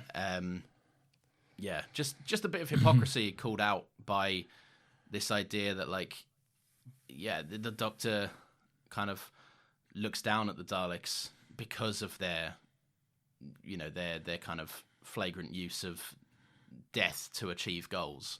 And it's, it can be often exactly the same way the Doctor deals with scenarios. And this kind of thing has been brought up this season as well. It happened a little bit when Martha first came back, and Donna was very quick to call out, like, you turned her into a soldier. And that's what you did to her. You know? And that's another consideration in general, is the season 3 finale had Martha known as the savior of Earth, the person who walked the Earth. Like what's there's that line, like, the Doctor says, as if I would ask her to kill. And all of this, and Martha her whole role is to spread, for whether you like the episode's ending or not, the whole idea is to spread. Yes, I know you don't. The whole idea is to spread prayer and peaceful word that would empower. And in this one, the unit training has led Martha to go, I'll blow up the world. I don't give a fuck. Yeah. So yeah, and that's not a comment on Martha's character, like, regressing or being worse. It's more just the nature of what life after the Doctor does to someone. The Doctor's influence. Yeah, and whether, like you say, whether he's do you reckon there's a consciousness of that? Do you reckon he's aware that he does this? No, I don't think so. I think it's a subconscious thing. I don't think this is something he's purposefully doing. I think there might be an element of being willfully blind to it. Yes, that I believe. Yeah. I think it's just a side effect of the Doctor, basically. Yeah. And this, it comes up again, like, but we're not done with people sacrificing themselves for the Doctor. Trust me. That's not really something that ever goes away. So, like, that's just by nature of it being a TV drama, right? Like that. Yeah, but these ideas are brought up again and stuff. It's not something that's forgotten about. It's always nice to see Ten humbled, is what I'm saying. It is, yeah. And again, some great acting from David. Even when he has nothing to say in the scene, he's still doing a great job of just doing his job, really. Yeah, he's a good lad. Where are we here? Detonate the reality bomb. All in credits, all in capitals, because Davros screams that shit. Do you know this was trending on Twitter? Was this? Yeah, detonate the reality. When they were doing the tweet along for this episode, the tweet along, which brought back Russell David and Catherine to Doctor Who, Russell said, "Let's all tweet this in capitals when it happens," and then like everyone tweeted, "Detonate the reality bomb," all in capitals, and then it was. Because so many people tweeted it was trending on Twitter. That is incredible. There must have been so many confused people. Was there context, like hashtag Doctor Who or something? Like, it was hashtag Subwave Network was the official hashtag for it. But, yeah. Just picturing the amount of people just putting that out there and confused people logging on being like, whoa, world leaders going, whoa, what's going on? Do I need to be concerned by this? That tweet along was also very good because... David was doing it through George's account because he doesn't have Twitter. Yes.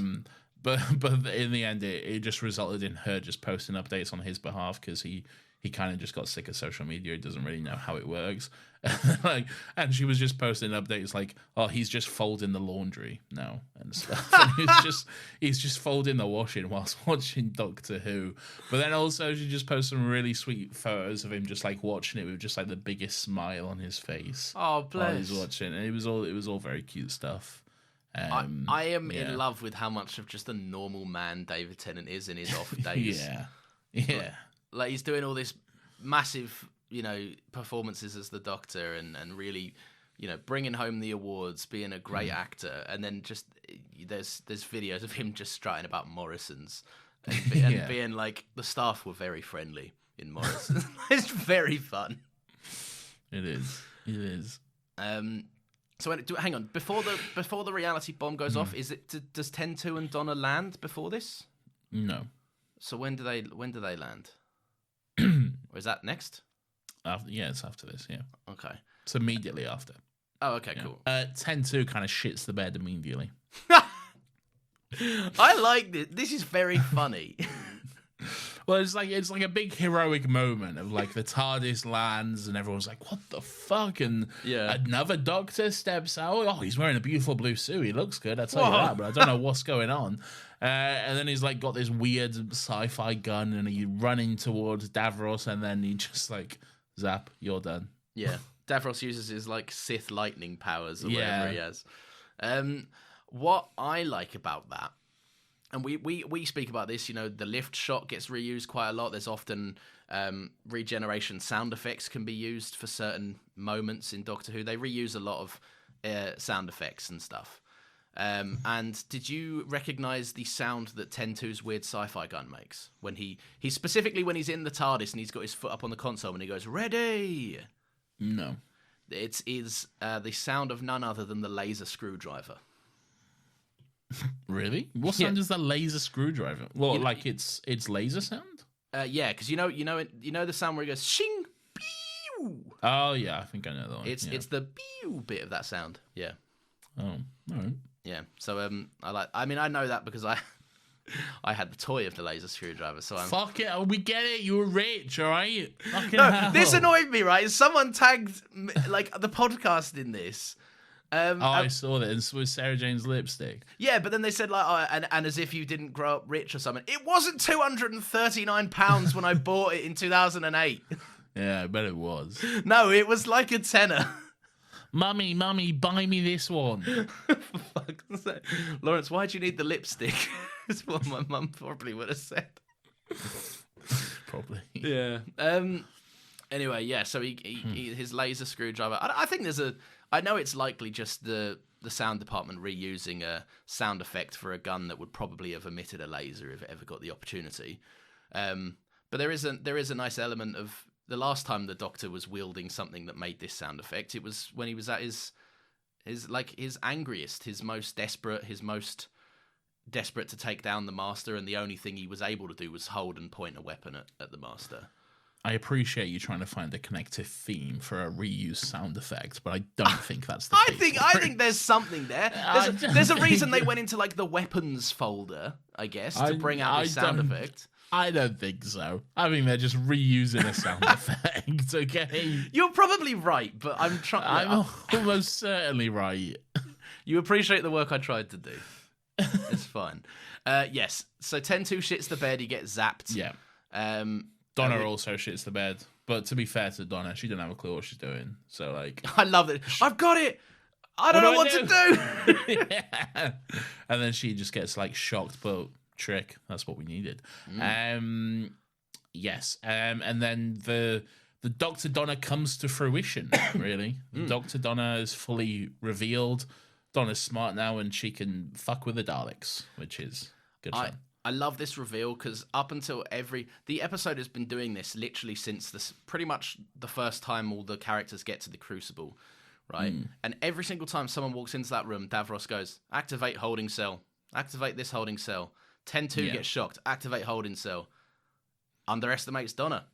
Just zaps Donna, leaves her be, doesn't activate any holding cell, and it is his ultimate downfall. It is, yeah. I love that. It culminates in everything the show has been saying, isn't it? Don't take Donna for granted. Donna will surprise you. Yeah.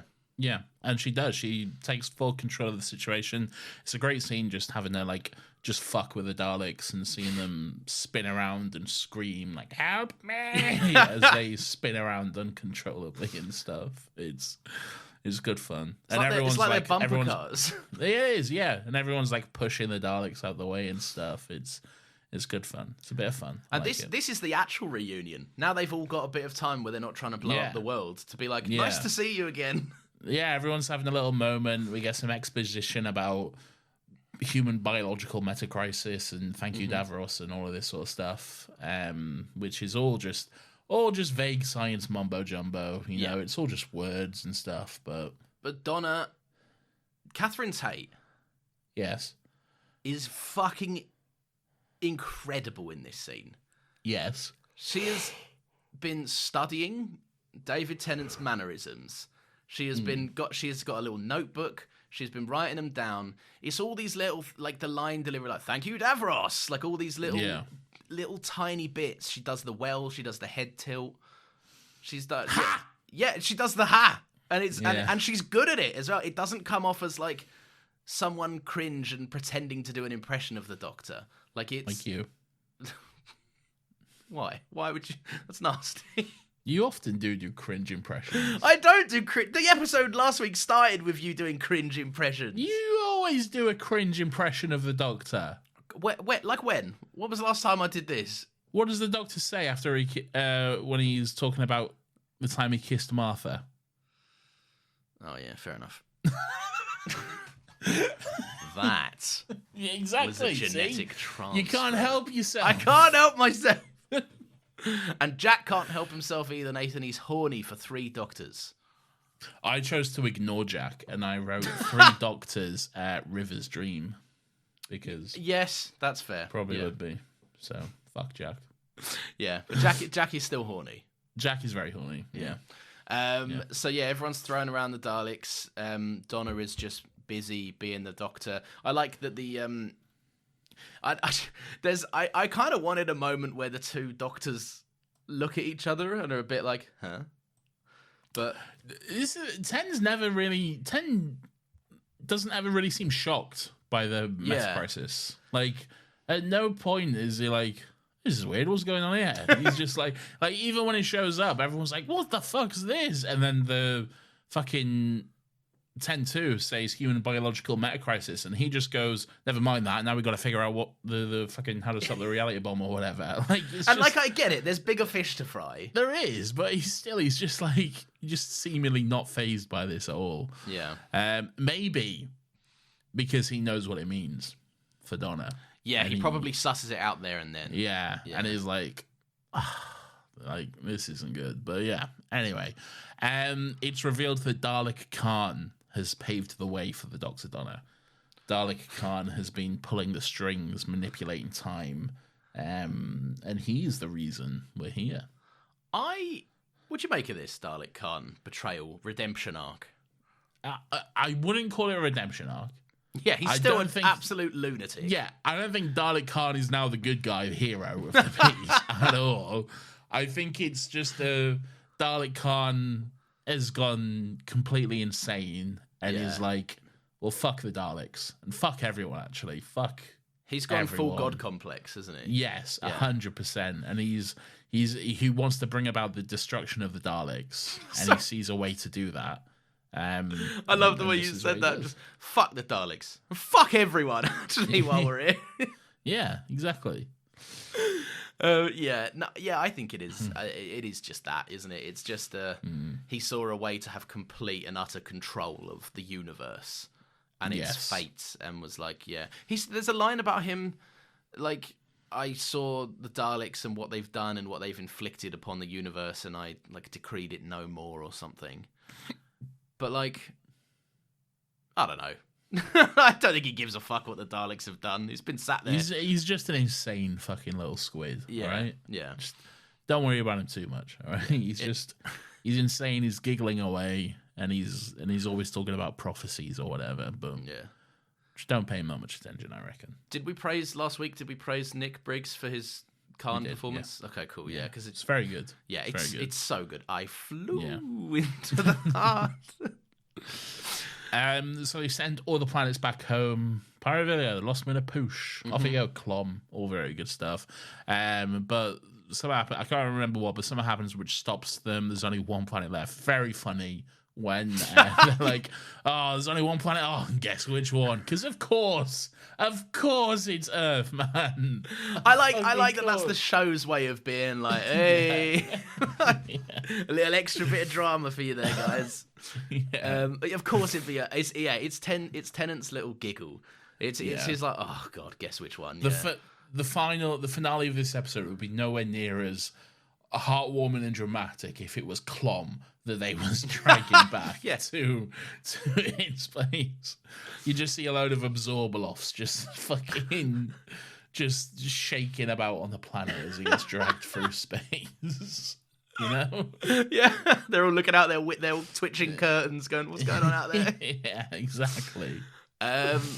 So anyway, the Doctor, he says we can use the TARDIS. He runs into the TARDIS. He starts setting some stuff up. Wait. I'm not where you think I'm at. Are you not? I'm still going to get to what 10-2's doing. Oh, okay, fair. Yeah. Because I thought you were just brushing over the genocide. No. Of that man in the blue suit? No, of course not. It's my whole thesis. He looks good while he's doing it. God forbid Time Lords have hobbies. Fashion being his hobby. So the 10th Doctor runs back into the TARDIS. He starts doing some fiddling with the controls. He's getting the TARDIS ready to be this big force, basically. And doing whatever he needs to do. He's the equivalent of the sci-fi hooking up of the tow cables to the planet. And anyway, but outside what's going on, you get this kind of like sinister performance from David Tennant playing 10-2. They say, what did he say? Something like they've got to be stopped. This is still even without the reality bomb. A fleet this size, an empire this size, can still wipe out the reality, the world itself, or whatever. Yeah. And he says they've got to be stopped, and Donna says just wait for the Doctor. And there's what this series is known for: the Doctor saying, "I am the Doctor."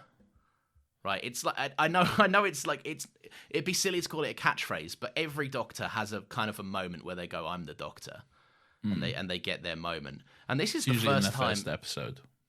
Yeah, usually, yeah. But this is the first time I think it's felt sinister. Yeah, it feels not great. And yeah, I can't remember what he does. He basically just blows them up. He like twists a little dial and starts blowing them all up. Yeah, he feeds back some Dalekanium, but look, don't matter. They've got a control panel which can spin them around. All right, yeah. Don't worry about it. He does some science shit and he blows them all up. Right? Yeah, it's true. Yeah, it's I'm not sure. Yeah, it serves a lot of purposes. That table. Don't worry about it. It's not important. All right, how he gets there is not important. It's about just what happens. Yeah, right? As is always the way for Doctor Who. Yes. Yeah, it's the destination. So anyway, starts blowing up all the Daleks, which obviously pisses off the Doctor when he comes out, and they're all started blowing up. Yeah. So then we get everyone kind of rushes back into the Crucible's blowing up. And everyone's blowing up with it, all the Daleks in there. So everyone needs to get into the TARDIS. And we get like a team roundup through the door, which is quite funny. Everyone gets their name shouted out. Apart from 10-2, I think 10-2 just runs in first because there's nothing. The Doctor's on one side and 10-2's on the other. Oh, right, yeah. Yeah. And he's like cheering them on as they come in, basically. Oh, is that not the Doctor doing that? Is that 10-2 shouting their names? No, yeah, 10-2's the one like Mickey. Oh, I always thought that was the Doctor. No, that's 10-2. Yeah, Doctor's on the outside. Yeah, he's there just being like, you fucking this prick. He's seething. Yeah. Okay, and then we get a bit of a hypocritical line from Davros. He names what does he name the Doctor? The Destroyer of Worlds, was it? Something like that, yeah.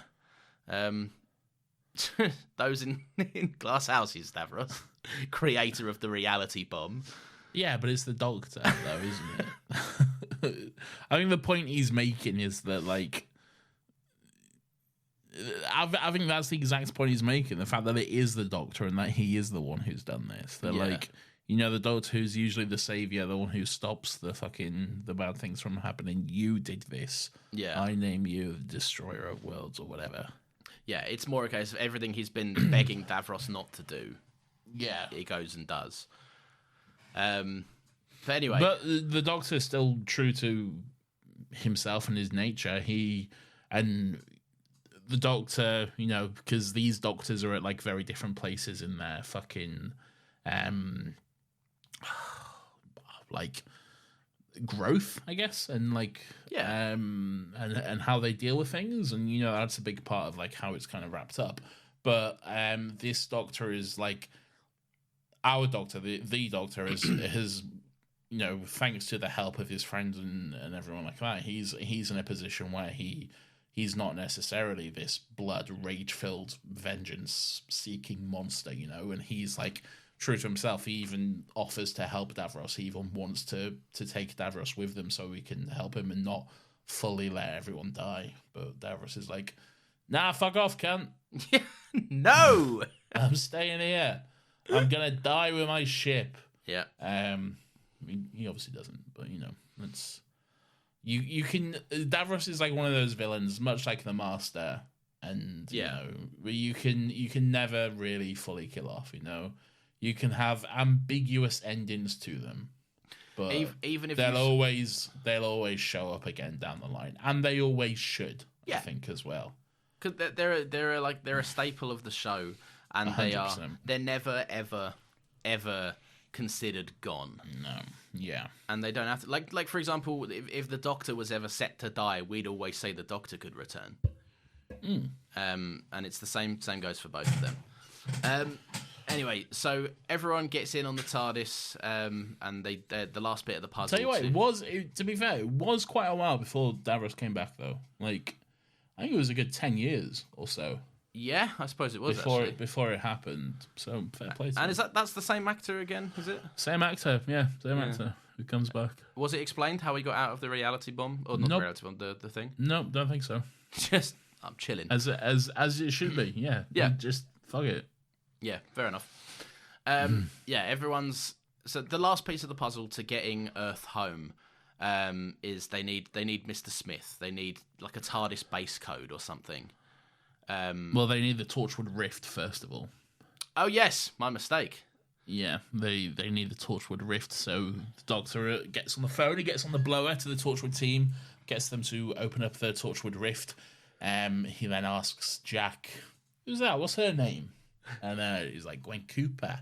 He says, oh, Gwen, do you have a old Cardiff family? And she's like, yeah, way back to the 1800s. And then 10th Doctor says, and this is what I wrote down, he says, oh, spatial genetic multiplicity. That's just 3 different words. That is. Spatial genetic multiplicity. Funny old world. Why? Also, they're both on Earth. Why would it need to be spatial? Like, it doesn't even make sense. Don't know, yeah, but that's what it's... I put on subtitles so I could write it down. Spatial genetic multiplicity. Funny. It's just 3 different words. Yeah, the worst thing is, it's something that doesn't even... I love it, though. It doesn't even need to be explained. No, it doesn't, but, you know. Yeah. Spatial... And then him and Rose have a fun... like they do, which is very cute. I enjoyed that. They're both saying that's Gwyneth. Yes, but they use the Torchwood Rift to wrap around the TARDIS, and they do that with Mr. Smith's help. But they need the TARDIS base codes, so someone has to get out of the cupboard. It's time. He's back. Our king makes an appearance. He's finally allowed out of the cupboard. He's finally allowed out of the cupboard. He can stop messing with that black hole or whatever he's doing for a few seconds and come and fucking transfer the TARDIS base code to Mr. Smith with the worst way to transfer data ever. Just a big fucking stick. Like a little fucking circle on a big stick. Like, I love the concept that these 2 robots from alien planets in the future and everything else, they don't have Bluetooth. They I can't. know, They've yeah. got like I'd have an easier time sending something over AirDrop. Doing Not this. even airdrop. It's just this, and this is cutting edge technology from the 51st century. It's just a big fucking stick. I mean, to be fair, in K9's case, it was cutting edge technology pictured by a man in the 70s or something. Yes, yeah. So I can excuse it a little bit, but yeah, it's very funny that K9's allowed out the cupboard, but then straight back in the cupboard he goes. No, he doesn't go in. No, but he stays does. out. But... He stays out because we see him with Luke when the TARDIS is getting dragged. All right, well, he might stay out for a quick celebration. Check that Luke gets back all right, and then he's like, right, seriously, I'll go get back to the cupboard. I gotta go back to deal with that black hole. And then so they have the Torchwood Rift wrap, whatever that. I mean, what does that mean? But who cares? The Rift is always whatever the Rift needs to do. The Rift is so fucking vague. It's such bullshit. We're harnessing the power of the Rift. What does that even mean? Nothing. Who cares? It was wrapped around the TARDIS by Mr. Smith somehow, and because of that, they're going to fly the Earth home. So everyone gets a little section of the TARDIS. The Doctor's walking around telling them that, this is the reason it's always rattling around the place is because it's actually made for 6 pilots, and that's why it's got like these little segments in the console. So you do this, you do this. No, Jackie. No, not you. Don't touch anything. Kills me every fucking time. It's so funny. And just the defeated look on Jackie's face, like... Yeah, I think she gets it though, doesn't she? She's like, I would fuck this up. Yeah. And that's just a good bit of that Jackie 10 dynamic, which I've missed as well. It's a good bit of fun. He loves poking fun at her. So I also think there's an element of it where he's like, this is actually too important for Jackie to be involved in it. Yeah. Which I like, but yeah. So everyone hands out. Everyone helps out. All hands on deck. I like that there's now a new added quality to Donna, where Donna is doing a bit of quality assurance on the flying as well. Like Donna's like, good job, Jack. I think you're doing the best actually out of all of them. She's having a little flirt, isn't she? Yeah, she's having a little. She's rizzing she's the laying captain. Some riz. Yes. Yes, you said it. I'll tell you what, Lawrence. I bloody tell you what. Go on. The TARDIS flying the Earth back home, all right?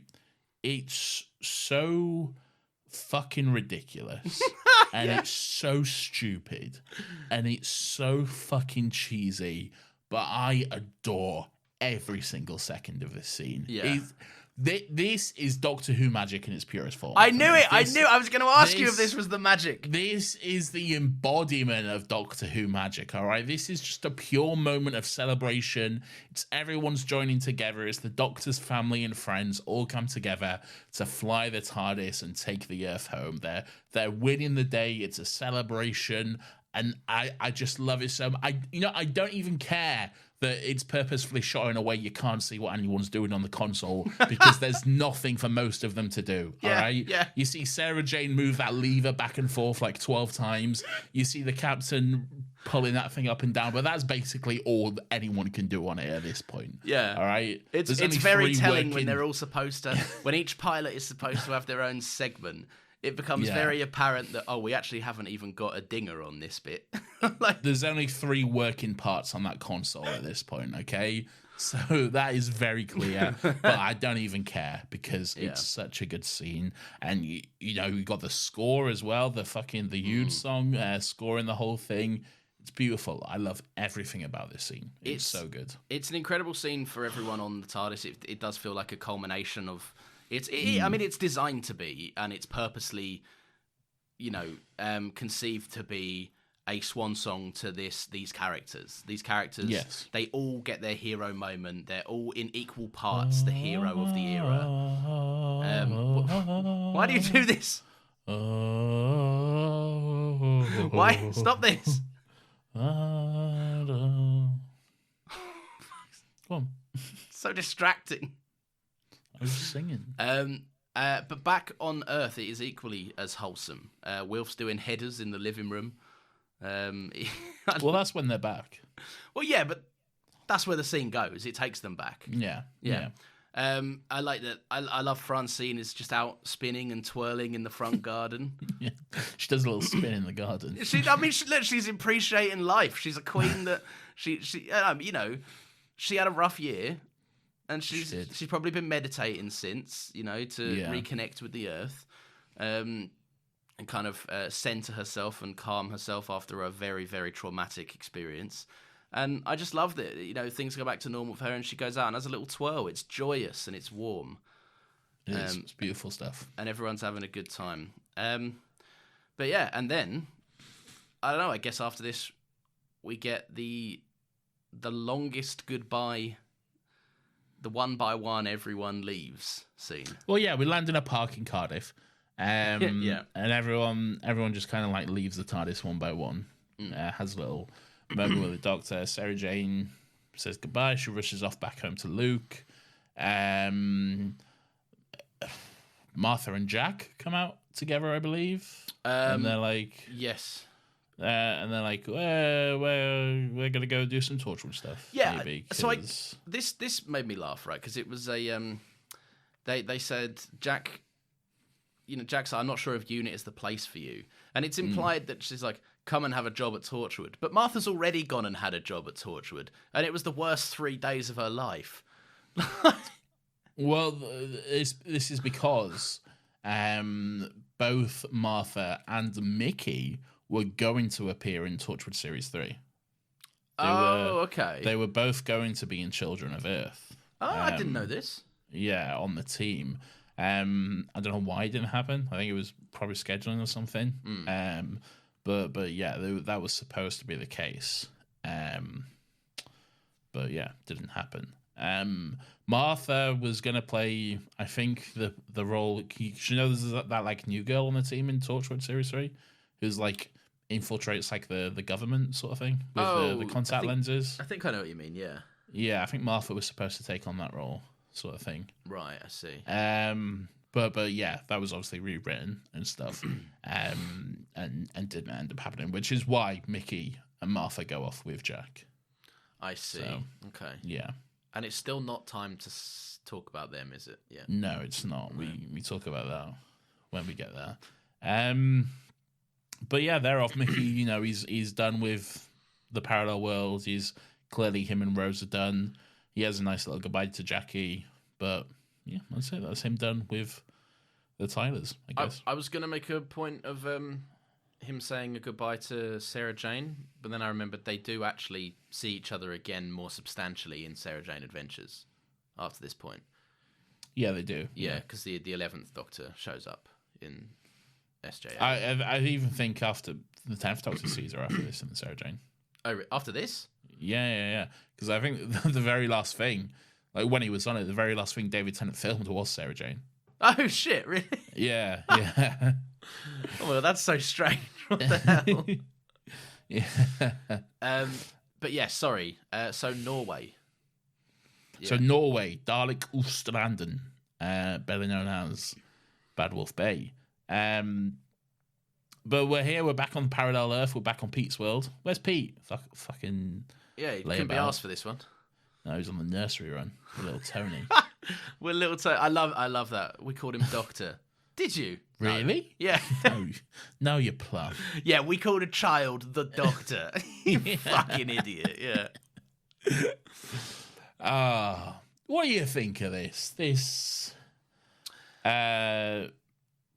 consolation prize that Rose gets. So I have there's 2 parts to this. Yes. The first one is Mickey doesn't go back to Parallel Earth.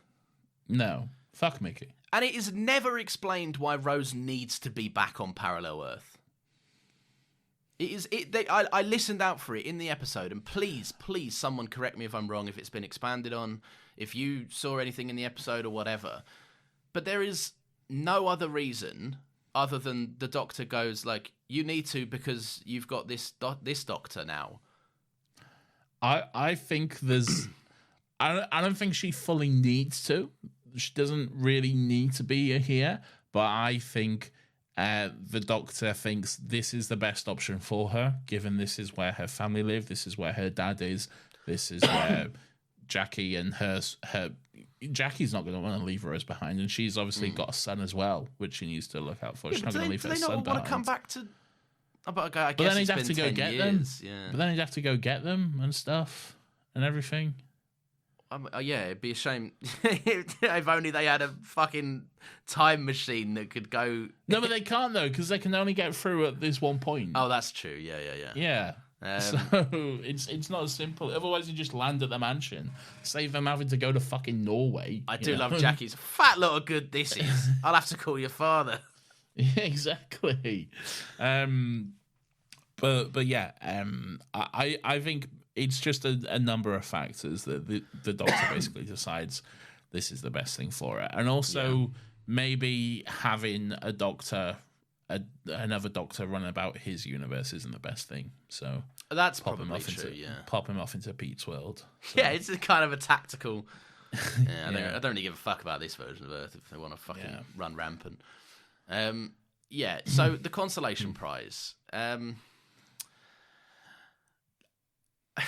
There's a part of me that I really appreciate and like the idea of the Doctor and his tragic fate with Rose being that he was never the version that Rose needed. He was never the one that could settle down and stop and could grow old with her. And I think it's very within Ten and Ten's vanity that for the rest of his life he has to reconcile with.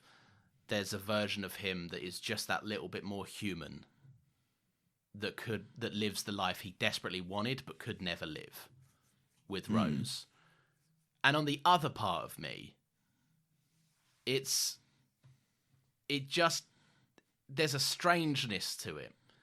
There's an uncanniness to it that feels a little weird, because he's like, I've got his memories, I've got everything, but it isn't the same person. They disagree on things. These two people have their own will, and that's just because they're at different points in their life, though.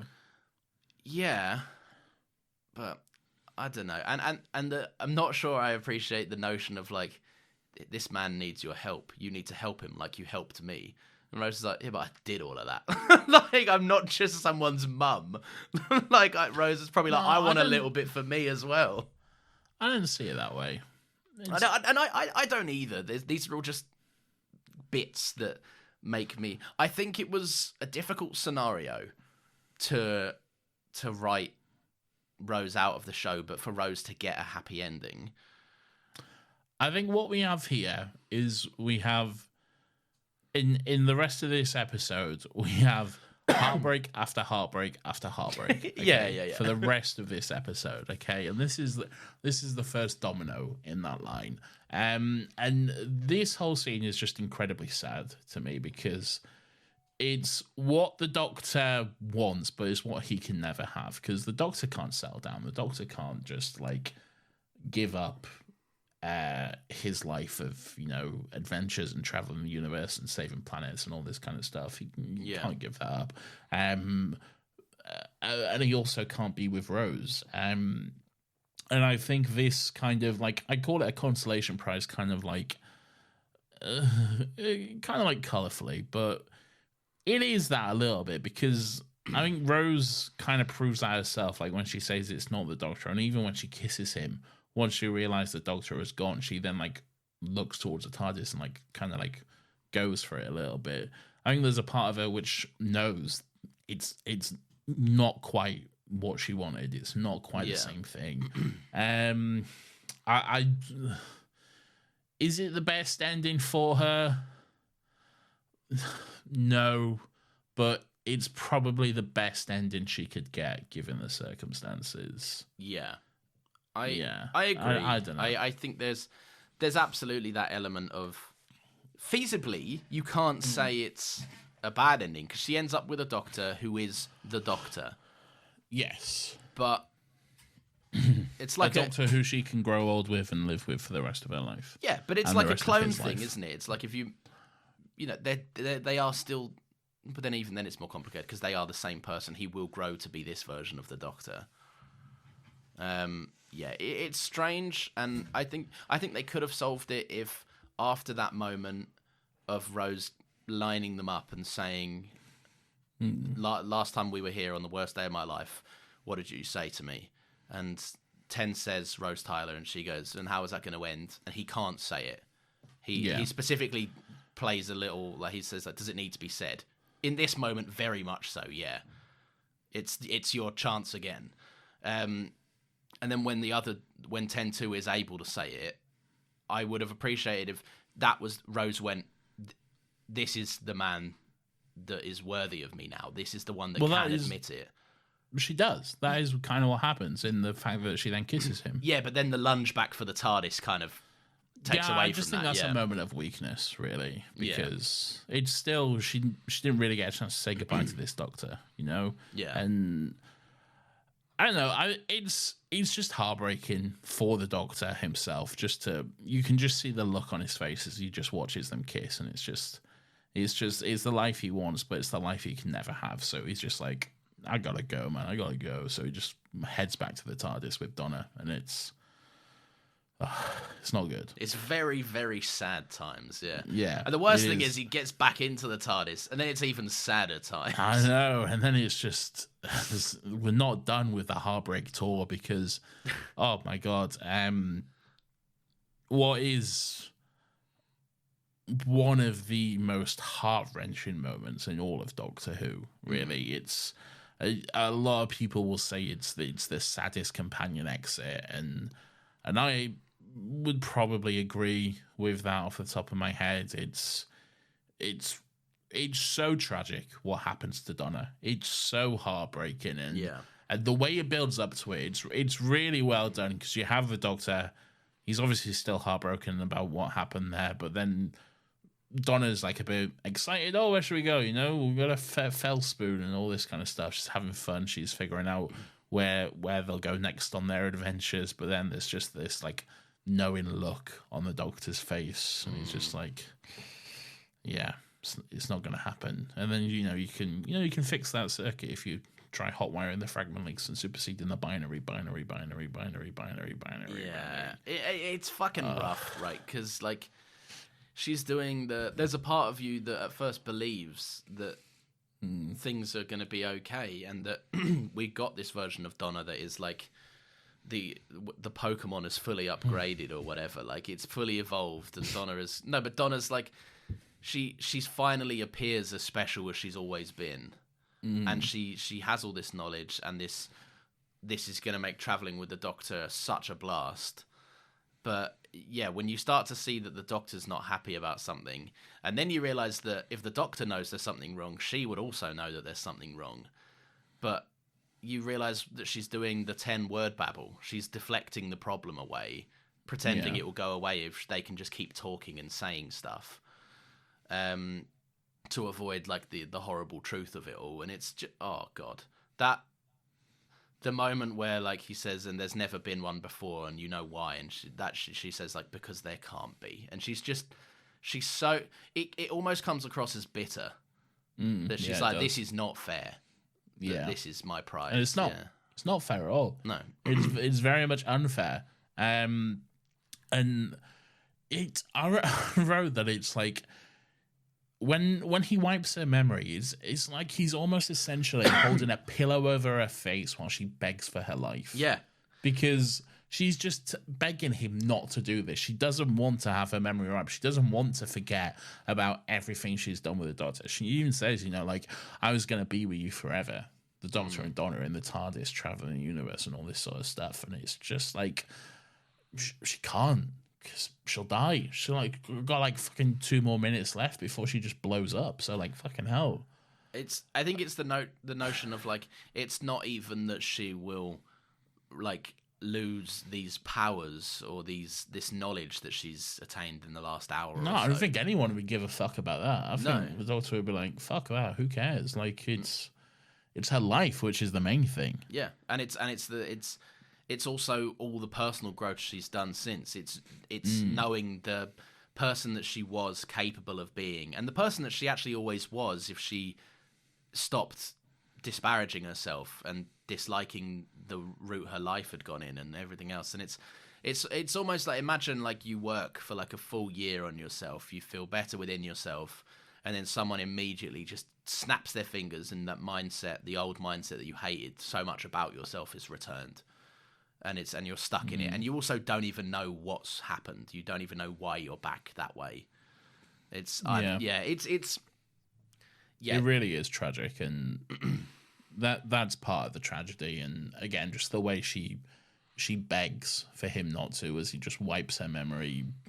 Again, beautiful score by Murray Gold all throughout it, just to really drive home the heartbreak. And then it's gone. Her memory's wiped. He takes her back home, sets her down in the bed so she can have a little rest and stuff. And then I wrote this down because I think it's just one of the most beautiful quotes in Doctor Who, and I think it's just something that I think really needed to be said to Sylvia, especially for her to hear this. But he says to her, "I just want you to know there are worlds out there, safe in the sky because of her. There are people living in the light and singing songs of Donna Noble 1,000 million light years away. They will never forget her, while she can never remember. And for one moment, one shining moment, she was the most important woman in the whole wide universe." Sylvia says, "She still is. She's my daughter." And then the Doctor kind of snaps at her a little bit and then says, "Well, maybe you should tell her that once in a while." And I think that is something Sylvia very much needed to hear. Oh, really. Absolutely. Because that's always been a two-part of the puzzle, right? Like, Sylvia has always been the reason Donna looks down on herself. Like, throughout this whole series, we've brought it up multiple times. There's little lines and snipes that Sylvia has at Donna where she's just constantly putting her down, and she's really not doing her any favors at all. And she has been this kind of like toxic parent figure in her life for quite a while. And I don't think it's something she realized she was doing, but no, not at all. But I think, she definitely needed to hear this from the Doctor. Just those, I don't know, man, just everything after that as well with the, like Donna, because what ends that conversation? Because Sylvia's probably about to snap back. It's not within Sylvia's character to take the lesson, at least not at this point. But then we see the door fling open, and this moment where the 10th Doctor kind of sits back and readjusts his like frame of how he's sitting, because he doesn't want to look like anything intense, or the whole room suddenly feels very quiet to respect the boundaries now that they have to put up for Donna. Yeah. And Donna's there like, I fell asleep on my bed in my clothes like a flipping kid. Like, what have I missed this time? And it's just, Catherine Tate does such a phenomenal job of like showing Donna in these stages of her life. And how quickly she's just become so unfamiliar to us, as this is obviously Donna from when we first met Donna. This is the Donna that that hasn't grown and warmed on us, and like this is just I don't know, the way all of that works. And then even then with the Doctor saying goodbye to Donna, and she just gives him she turns around, she's like, whatever, like she says see ya, but it's very much a case of like, I don't give a fuck. Go away. Yeah, like, why are you talking to me? Man. Absolutely fucking eviscerated me. I was crying. Yeah. And if you thought we were done with the heartbreak, well, tough fucking titties. We got more. No! We got more fucking heartbreak, Lawrence. Not the old man. Not Will. The old man on the doorstep, all right? Fucking hell. Tell you what, if it wasn't sad enough, it's raining. Yeah, right. This the GIF. They do the GIF. This is the GIF everyone uses, the sad Doctor in the Rain GIF. He says it's like atmospheric disturbance or whatever because of, why can they never let weather be weather? They can't. There's something about it, isn't there? Yeah, you'll have quite a bit of this. That's not snow. That's the fucking ash and dead skin of a billion Sycorax. It's fun, isn't it? No, it's not. It's weird. It is. It's good fun. But yeah, they got a bit of rain going on. He steps out into the rain, and what Will says about fucking, every night I'll look up on her behalf and that kind of stuff broke me. I was a mess after this. I was bawling my eyes out.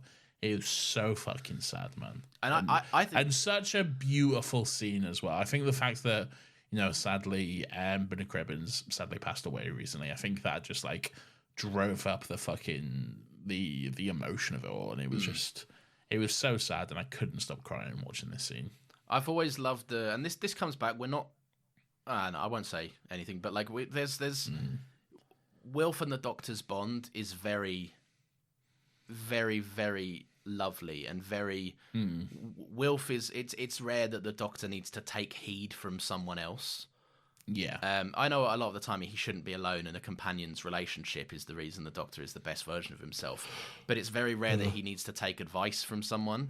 And Donna and Wilf have been two people that absolutely have not they've adhered to that so strongly, in that Donna made the Doctor the best version of himself, and often challenged him aggressively when she thought he was wrong. And Wilf has also been one of those people that the Doctor just sees the absolute best of humanity in. And like Wilf's the reason for Wilf is that he's everyone's granddad, isn't he? He's supposed to be everyone's, like, an archetype for everyone's old granddad or grandma or something. Like, he's just that familial connection. And you're right. The line about him looking up at the skies on Donna's behalf, and, like, the way the Doctor turns around so quickly, he says thank you and turns around so quickly. I genuinely think it's because the Doctor's about to fucking break down. Oh, 100%. And he just needs to get himself to the TARDIS and get private. And that's the real tragedy of the episode. Well, it's not. There's a lot of tragedy to the episode. The real tragedy is probably Donna. But, like, when you think about, like, well, 10 minutes ago, this TARDIS was full. It was packed with people. The fullest the TARDIS has ever been. Full of everyone. Everyone was happy, cheering, clapping, hugging one another. Doctors had, like Sarah Jane even said, you act like such a lonely man, but you have the biggest family in the universe and all this kind of stuff. And he had his family, his friends, all with him, all celebrating the fact that they won, that the day was saved, that the Earth was back home, and now it's just him, just all alone in there, just heartbroken, no one else, it's such a fucking sad ending. And I'm so glad they cut the original ending. Is this the Cybermen? Yeah, where the Cybermen pop up out of nowhere and just grab him, because it just undercuts it massively. Yeah. Just really just takes that moment and just like, whoop, see you later. This is that moment itself, because I was thinking to myself, was this the one that had the Cybermen? And I couldn't quite remember. But for there to be anything else other than a sad Doctor would have felt so bizarre. Like, it's the first episode in a while that's ended. Like, look at the past couple. Like, there was everyone dying and the Daleks are back. The one before that was Rose is coming back and everything's bad wolfified. Like, all of it for a while has been all systems go. And you needed a moment where the Doctor sits back and just reflects. And that's the end of the episode. He does not win. He saves the Earth and saves the day, but it's a terrible day for him. He's alone. Yeah. He's so incredibly alone. He had to wipe his best friend's memory, and now it's just him in this big old box. Off he goes. Yeah. Sad times, but at least next stuff. week we have the best episode of Doctor Who, according to you. I never said that.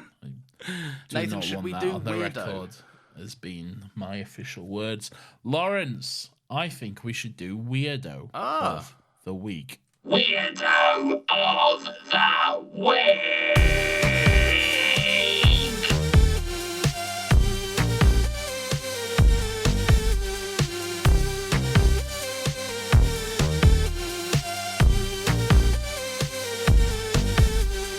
Weirdo. This is everyone's favourite segment of the show, where we get to take a chance to look back on some of the weird and wonderful and grubby little characters who come across our screen each and every week while we're watching this silly old show that is Doctor Who. Lawrence, who's your weirdo for this week? My weirdo is the Supreme Dalek, Nathan. Ooh, and why is that, Lawrence? So throughout the episode, there's this big ongoing thing of, no one kill the Doctor's companions, right? The Children of Time, They all need to be. Dalek Khan has prophesied that the children of time will gather on the Crucible, and one of them will die. And it's a big old thing. Davros says himself, not even the Supreme Dalek would go against Dalek Khan's wishes like this. No one would dare defy the prophecy laid out by Dalek Khan. And that line of dialogue comes about 3 minutes after we see the Supreme Dalek execute Jack. Yeah. But because Jack turned around with, and this is why I mentioned it earlier, right, with an extremely ineffective weapon that doesn't even leave a scratch on the Supreme Dalek, and he's like, "Exterminate! How dare you!" I kind of like that. I do too. I like that no one's listening to Davros and his weird freak squid. Yeah. And they think they're way more important than they are. Yeah. But it did make me laugh because I was like, it's the way they go. Even the Supreme Dalek wouldn't dare defy these rules, and it's like, I think you're wrong. But yeah, I'd never noticed it before, and it made me laugh. That's good stuff. I will say, I think it's slim pickings for weirdos this week. Yeah, it's true. Because while it is such a big episode with like a big cast and it's jam-packed with everyone, there's not a lot of weirdo behavior, really. There's not a lot of moments where you're like, oh, that's strange or something like that. There's no funny little grubby moments. The only one I could really pick out was, and this always makes me laugh, is Davros. He has his big Hitler-esque speech, where he's talking about the dust becoming atoms, and he gets really into it, and he lets the mechanical side of him takes over, and he fully screams at one point, and he raises his finger into the air as he screams, "Detonate the reality bomb," and then he's waving his finger at the camera. And then some other stuff happens, and it's like a few minutes pass, and then it cuts back to him, and he's still there, just waving his finger at the camera. It's probably been about 2 minutes in universe time, but he's just been sat there this whole time with just his finger just pointed at the camera, which doesn't exist in universe, and just waving it about. So everyone's there like Davros' disco fevering and locked in place. Like, what's he doing? Is he all right? He's just there, just shaking that finger back and forth. And I just like to think about that from other people's point of view. Yeah, you like to picture like it cut to a wide and like it's like, "Detonate the reality bomb!" It cuts to a wide, and then you might hear some like clinking of machinery downstairs from a few floors below while Davros is just disco fingering. Saturday Night Fever from Davros. Or just the little whir of a Dalek move, just like Dalek move. I've got to go and detonate when you get those videos that are like they've taken all the sound out and then you've done the what it actually sounds like sort of thing. Yeah. Like music videos or like whatever. A scuffle on the floor kind of thing. Yeah. Exactly like that. Very good stuff. There we go. So that is that. Lawrence, it is now time for our segment of the show, which I have just decided to call Still Got Thoughts. Oh, I like that. I like that quite a lot. Yeah, I thought you would. Yeah. So what is Still Got Thoughts, Lawrence? Nathan, this is where people can have their say. What you do is you tweet out the episode that we're going to be watching on our Twitter, which is @StillGotLegsPod. And people can have their say in the comments. They can also email their thoughts on over if they're a bit longer. They can email them to stillgotlegspodcast@gmail.com. Nathan has vowed to read out every single one of them. So let's hear what the people have to say about today's episode, Journey's End. Yes, and I will say, first of all, you can tweet me at any time. You don't have to wait until I put out the post or whatever. You can email through anytime. You can tweet at us anytime. I'll still be able to pick it up. But also, just because we do sometimes get a few after we've recorded, we generally record these episodes Wednesday evenings. So the Wednesday after the episode is posted, that's usually when we record it. So try and get it through before then, so it's done in time. And also, you don't have to listen to this. This is just like the normies can go away now. We're now going to be just doing some feedback. Can go away. This is for the hardcore fucking nerds. And speaking of, we have Kendall Roy's sad pointy ears. Okay. Burn on them. No, they're fine. At Tortoise Bill. Do you guys ever think about how Martha has spent the least amount of time with the Doctor out of everyone in her family except Leo? Lol. I hadn't until I read this. What the fuck? And then I found it very amusing because they all spent a year with him on the fucking Valiant. Oh, that's so strange. Francine has spent more time with the Doctor than Martha has. So is this a retcon? Are we saying that Francine is season 3's companion now? Well, no, obviously not. No, I think ridiculous. That I have never ever once considered that, and I don't frankly neither. like it. Me neither, but it's a fact, though. It's a fact of the show. Yeah, can't avoid it. So there we go. Thanks you for bringing that to our attention, Kendall Roy, and your sad, pointy ears. Kai Armstrong at Kai without a K. I'm a bit of a melon and missed the deadline for last week. So now you get 2 weeks worth of tweets. So the title screen is funny to watch, especially when you compare it to Heaven Sent, which just has Peter Capaldi's name on screen for an uncomfortable amount of time. That's very true. And as for this week, this is quite possibly the saddest companion exit there was. Donna is just dumped back into normal life with no memory of how brilliant she is, though I do like Ten telling Sylvia she's not exactly the best moment to stop being so hard on Donna. Yeah, hard agree. Very sad stuff. It broke our hearts just talking about it. So it did. It's one of the definitely the saddest companion exit up until this point, I think.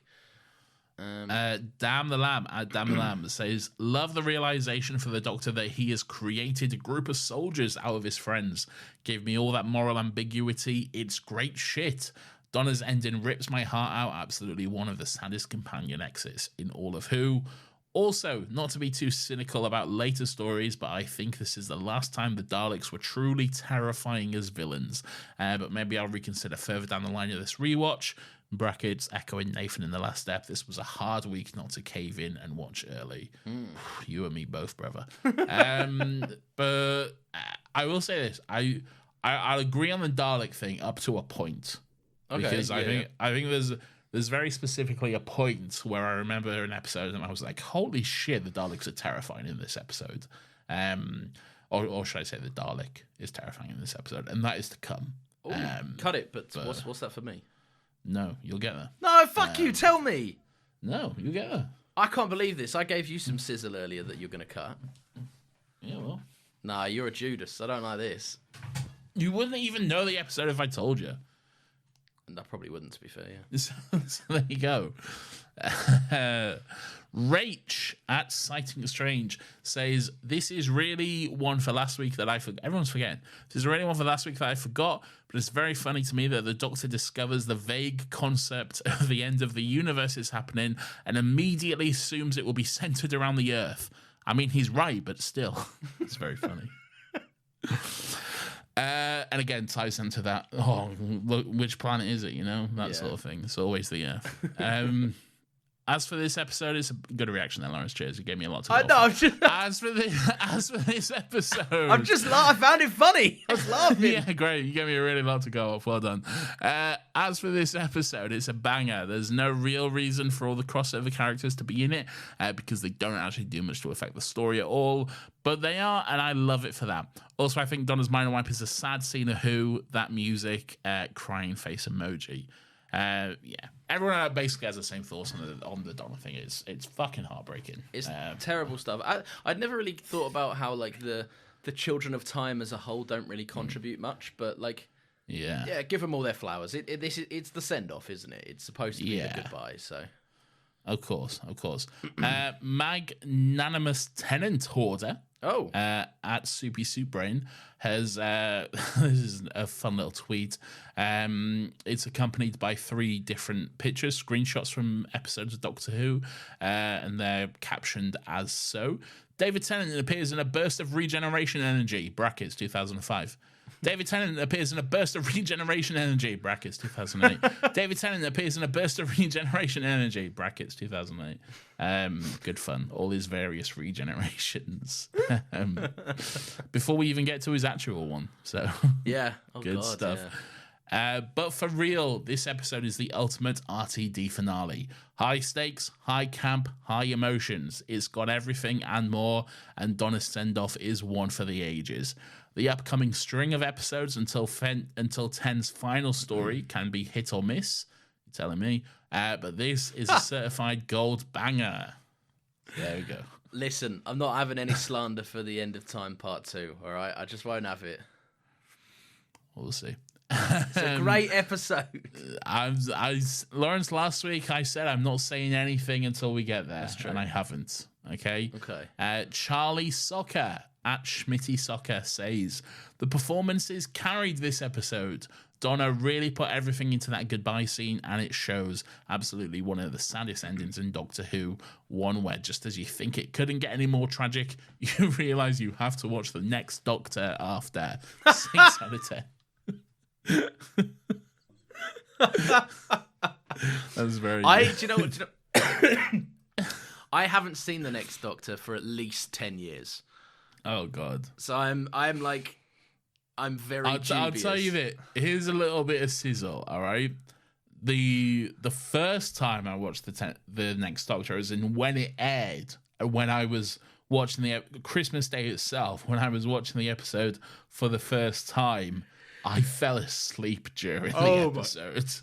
And this was when I was a huge, the height of my, I've always been a huge Doctor Who fan, but like I was a big Doctor Who fan, and I fell asleep. And on Christmas Day too, it should on Christmas Day. Oh no, yeah. Yeah. But we'll get into that next week. Alan Penguin at _penguin_wave. Donna experienced new capabilities, a different outlook on life, and a fun new lifestyle. This reminded me of something. In Garfield 2, Garfield is mistaken for a royal noble cat. He ends up living an upper-class lifestyle for a short period in a place of the real royal cat. Donna and Garfield are also both Ranger. Both of the characters end up fairly useless afterwards. I think Alan likes Garfield. What are we doing here? I have no idea. What's this? I have absolutely no idea, but thank you, Alan Penguin. Thanks, Alan. P.S. Moore at P.S. McMoore says, Song of Freedom, the song that plays when the Earth is getting told, is Murray G's magnum fucking opus. That paired with seeing all the characters we've come to love over the last 4 years smiling together in the TARDIS, it does indeed receive my compliments to the chef. It is very good. It's a great song. I don't know if it's a magnum opus. I think I would save that award for The Shepherd's Boy, which is my personal favourite of Murray Gold. Yeah. But it is very good. It is a beautiful piece of music. I would probably have it as the unreleased Future Kind song that goes. How does it go? Ruined. It's a good bit. No. I can't remember. It just went from my mind. Oh, great.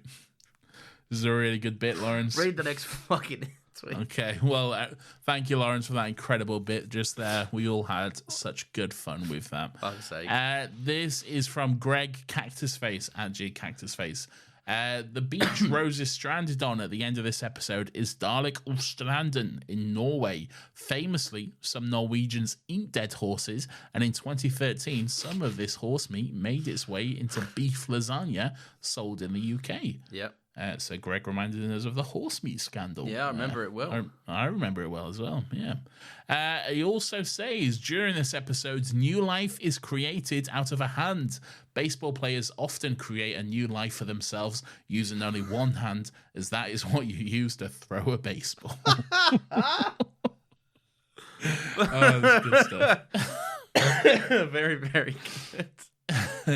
Robert Vasquez at RW Vasquez says, in this episode there's both a half-time lord, half-human, and a half-human. A half-time lord, in a way they're hybrids. No wonder why the Doctor is so quick to get rid of his counterpart, but that's spoilers for another season. I'm picking up what you're putting down there, Robert. You won't have a clue what that means. No, I'm confused at the minute, yeah. Don't worry about it. We'll get there. Jared Coastal at Jared Coastal says, all I recall from this episode is an awful companion console scene at the end where they tow the Earth like the intergalactic AA. It's a beautiful scene, Jared. It is funny for the way that you see the TARDIS fly, and then it kind of pulls on the you see where the invisible tether was, and then the Earth goes, "Oh, we're coming along as well." Then I like it. It's absolutely absurd, but yeah, it's great. It's beautiful. I won't hear a bad word against it. Me neither. Now that's all the tweets. So we are now on to emails. First of all, from Sam Nixon. This email is entitled Proof. Hello, boys. As we reach the end of season 4, I have definitive proof on a subject you have both long contested on this pod. I'm excited for this. Okay. If the Meta-Crisis Doctor is wearing a blue suit when he departs at the end of Journey's End with Rose, yet 10 still has a blue suit to wear in the waters of Mars, bracket spoilers, this is surely evidence that he too prefers the blue suit so much that he has 2 of them. Can't deny with that. Sorry, Lawrence, but also, Nathan, your opinions on the 910 TARDIS interior is also whack, so I guess it's 1-1. Great. No, right. But there was you came with proof for Nathan's thing. My thing, yes. Look, the TARDIS set, Nathan is absolutely wrong on the TARDIS set. It's an incredible TARDIS. Not true. It's awful. And it looks Look great. forward to the specials and onwards. Many thanks, Sam. I don't know what to say, Sam, because I don't know if we're boys or not. I don't know. Sam has given us definitive proof that he prefers the blue suit. So much so that he missed that blue suit and he went out and he either got another or he already had one because he loves it so much. So I got nothing. I can't argue with proof. There you go. But I don't know if but it's not that he prefers it. The argument is that he looks better in it than in the brown suit. And he does. And he prefers it because he looks better in it. Samuel Webb. This email is entitled Docky Who. Howdy. Journey's End is an absolute banger, and all my homies know that it does what Endgame never could, i.e. actually be good on a rewatch. Burn. Oh, burn on Endgame. I know. I don't mind having a rewatch of Endgame. Yeah. It's pretty long, though. It's not one I'm just flicking on, but if I'm in the mood for it, then yeah, I enjoy the movie. In last week's pod, you said about moving the Earth and how the TARDIS should have gone with it. Something you didn't mention, in brackets I don't think, was about how Earth's atmosphere should have gone kaput and everyone just suffocate to death. In the book, 10 Days of Christmas, which came out last year, one of the short stories featuring Jackson Lake in the Nod cameo, I'm pretty sure that's David Morrissey's character from next week, is about how the Daleks travelled back in time to 1903 to seed the Earth's atmosphere to ensure that humans could survive the trip. I think it's cool that Doctor Who Media still tries to reference and fix tiny little mistakes that were made over a decade ago. Hope this email isn't too long. Thank you both for creating an amazing pod, and I can't wait to hear your thoughts on Waters of Mars, because it's another certified banger. IMO. P.S. Nathan, it should be your pod. You have nothing but W takes. Whatever, man. Right. W takes, I believe that's what the kids call a win. A dub. A W. Look, I have good takes. I've got good takes as well. You have awful takes. Remember do. that one about the fucking... the Ood transformation? Oh, God, you all love this Ood thing. Because it's batshit insane, man. It's so fine. It's just so fine, isn't it? You said it looked awful. It does its job, but it does its job in a lesser, more uninteresting way than it could have done. You're uninteresting, and you have horrible takes. Billy, who? Going back to Samuel Webb. I agree. I always think it's fun when they go, oh, let's fix this thing from years ago in a little retcon and stuff, because that's what Star Wars mostly does with everything. Yeah, you know? It's the plot of Rogue One, isn't it? Yeah, exactly. yeah. It's fun. Billy Who, Journey's End. Hello, Nathan and Lawrence. I'm writing this immediately following listening to your last episode, in brackets, a banger, even if you don't like the Doctor Who episode as much as yourselves. And I just have to say that I am certainly not a challenger to the official scientist of the pod, Catherine. Science is a unifying and collaborative effort, and I'm sure Catherine would agree that there's no need to compete, at least long as there is no money at stake. in brackets, that's where scientists actually fight. I actually spoke to Catherine this week. She sent me a message, and she found it very funny that she obviously listens to the pod, and she found it very funny that Billy was sending these very long messages, and she basically called him out and said he's saying absolutely nothing scientific, but just using a lot of big science sounding words just to make it seem very like scientific. No. So yeah, that might be incorrect. Let me say what she actually says so I can quote her. Are we starting a beef? No. There's no beef. Okay. What did she say? Just listen to today's episode of SGL. I'm obsessed with how much people are fucking with you, making you read out largely superfluous scientific terms and numbers just to make their point.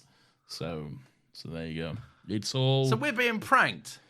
We're not being pranked, because she does go on to say that the science is correct. Like they're saying true facts, but just in a way that makes it sound like more complicated than it is. Oh, I see. Okay. Just to mess with us. So we are being punked a little bit. So it's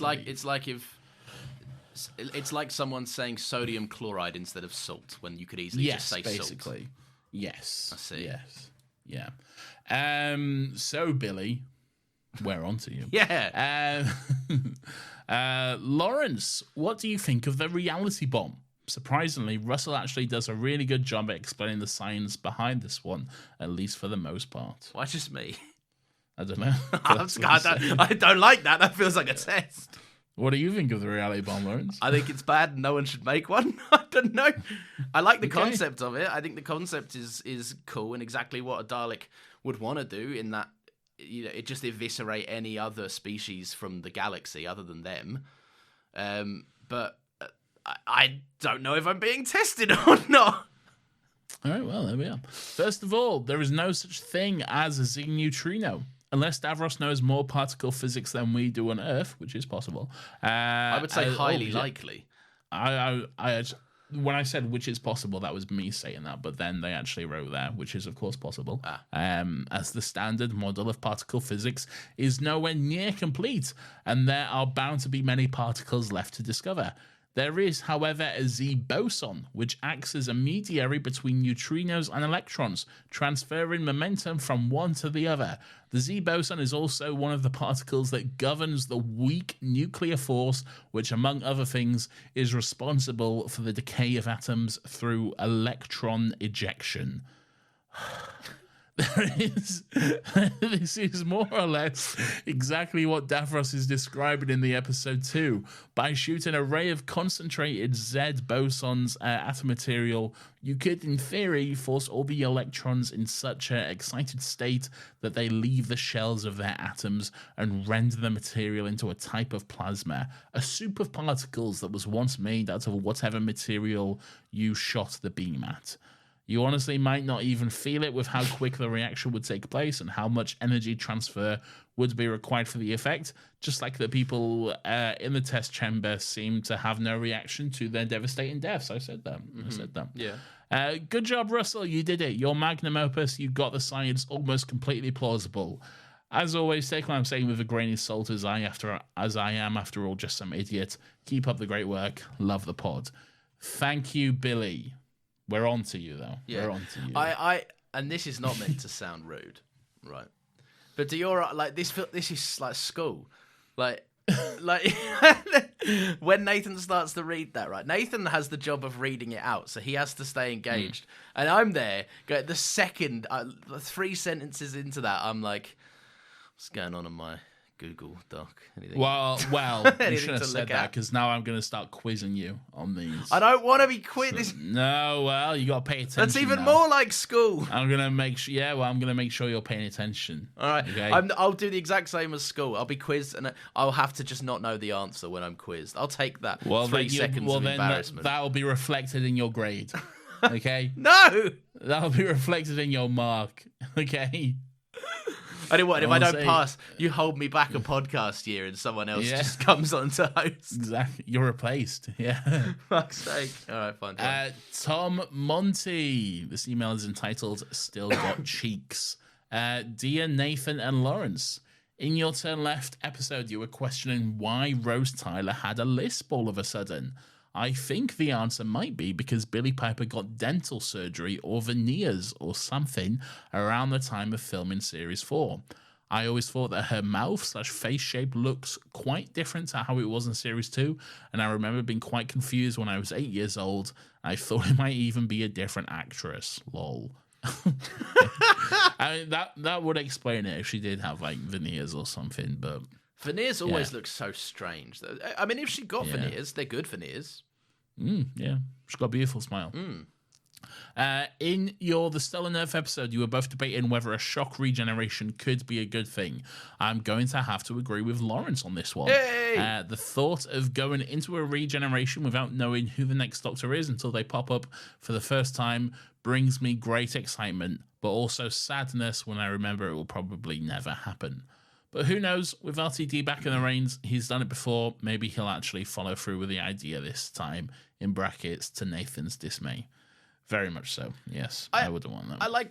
Don't get me wrong, I like the current format. I like getting used to a Doctor. I like that they normally have their big announcement and there's normally a big celebration about it all. Peter Capaldi got, I think, famously the best announcement of them all. Yes. That being a big old, like, fucking panel show where Zoe Ball introduced him and he came out to the Doctor Who theme song, and we all remember, Lawrence. We was all there. No, but I'm saying it was great, right? Oh, fuck you! I don't say anything, and you're like, "Oh, good reaction, Lawrence." And then I say things, and you're like, "Oh, yawn, snore." We'll say something exciting then. I'll say, "Shut up." But yeah, good one. Do you know what? Move on. Fine. Great. Well, that was a worthwhile input from you then. It would have been if you'd shut the fuck up. Well, finish your point then. No, it's done now. You don't get it. All right, fine. In my last email, I mentioned that I think The Stolen Earth was the better episode of this two-part finale, which you both seemed a bit baffled by. I wasn't saying I necessarily prefer it. I love both episodes dearly, but I think as an Act 1, it functions perfectly. Probably my favourite setup episode ever. And I feel like Journey's End has a bit too much going on, and it feels a bit like Act 2 and Act 3 crammed into one episode, i.e. all the Daleks being destroyed by Donna pressing a couple of buttons. But again, that's not to say I don't enjoy it. The tragic ending always hits hard, and Murray Gold is on top form. Also, I love the bit where Davros laughs hysterically, possibly my favourite laugh to any bit of media ever. Love from Tom Monty. P.S. Last week, he got an email from James that really resonated with me. I believe he said he would kill himself if you ever made an episode of Still Got Legs that was less than 2 hours. I agree with this and will do the same if that day ever comes. I will also extend this to the tragic possibility of your Waters of Mars episode being less than 6 hours, which you promised me you will fulfill. All the best. Oh, we might have fucked up with that Waters Mars Fuck. All right, can everyone stop threatening to kill themselves? We really don't need to hear that. If we make an episode, look, luckily this one's at 2:38 currently, so we're good. But we might be busy. We might have to rush off. Okay. Also, I don't know if I can fill 6 hours of fucking Doctor Who chat. I feel like I may have made a mistake when I promised a 6-hour episode of Wars of Mars. I don't look. We'll go for as long as we can, but I don't know if we can do 6 hours. I think everyone needs to prepare for that fact. Okay. Yeah. Please, no one kill yourselves if it's less than 6 hours. Okay. Thank you very much, Tom. This is from David with the Talking Pictures podcast. Hi, guys. Filled my hearts with joy to hear that you had listened to the podcast, Nathan. I'm sure Lawrence has listened since to make up for how bad you made him look. Well, let's check in, shall we, David? Lawrence, have you listened to the Talking Pictures podcast?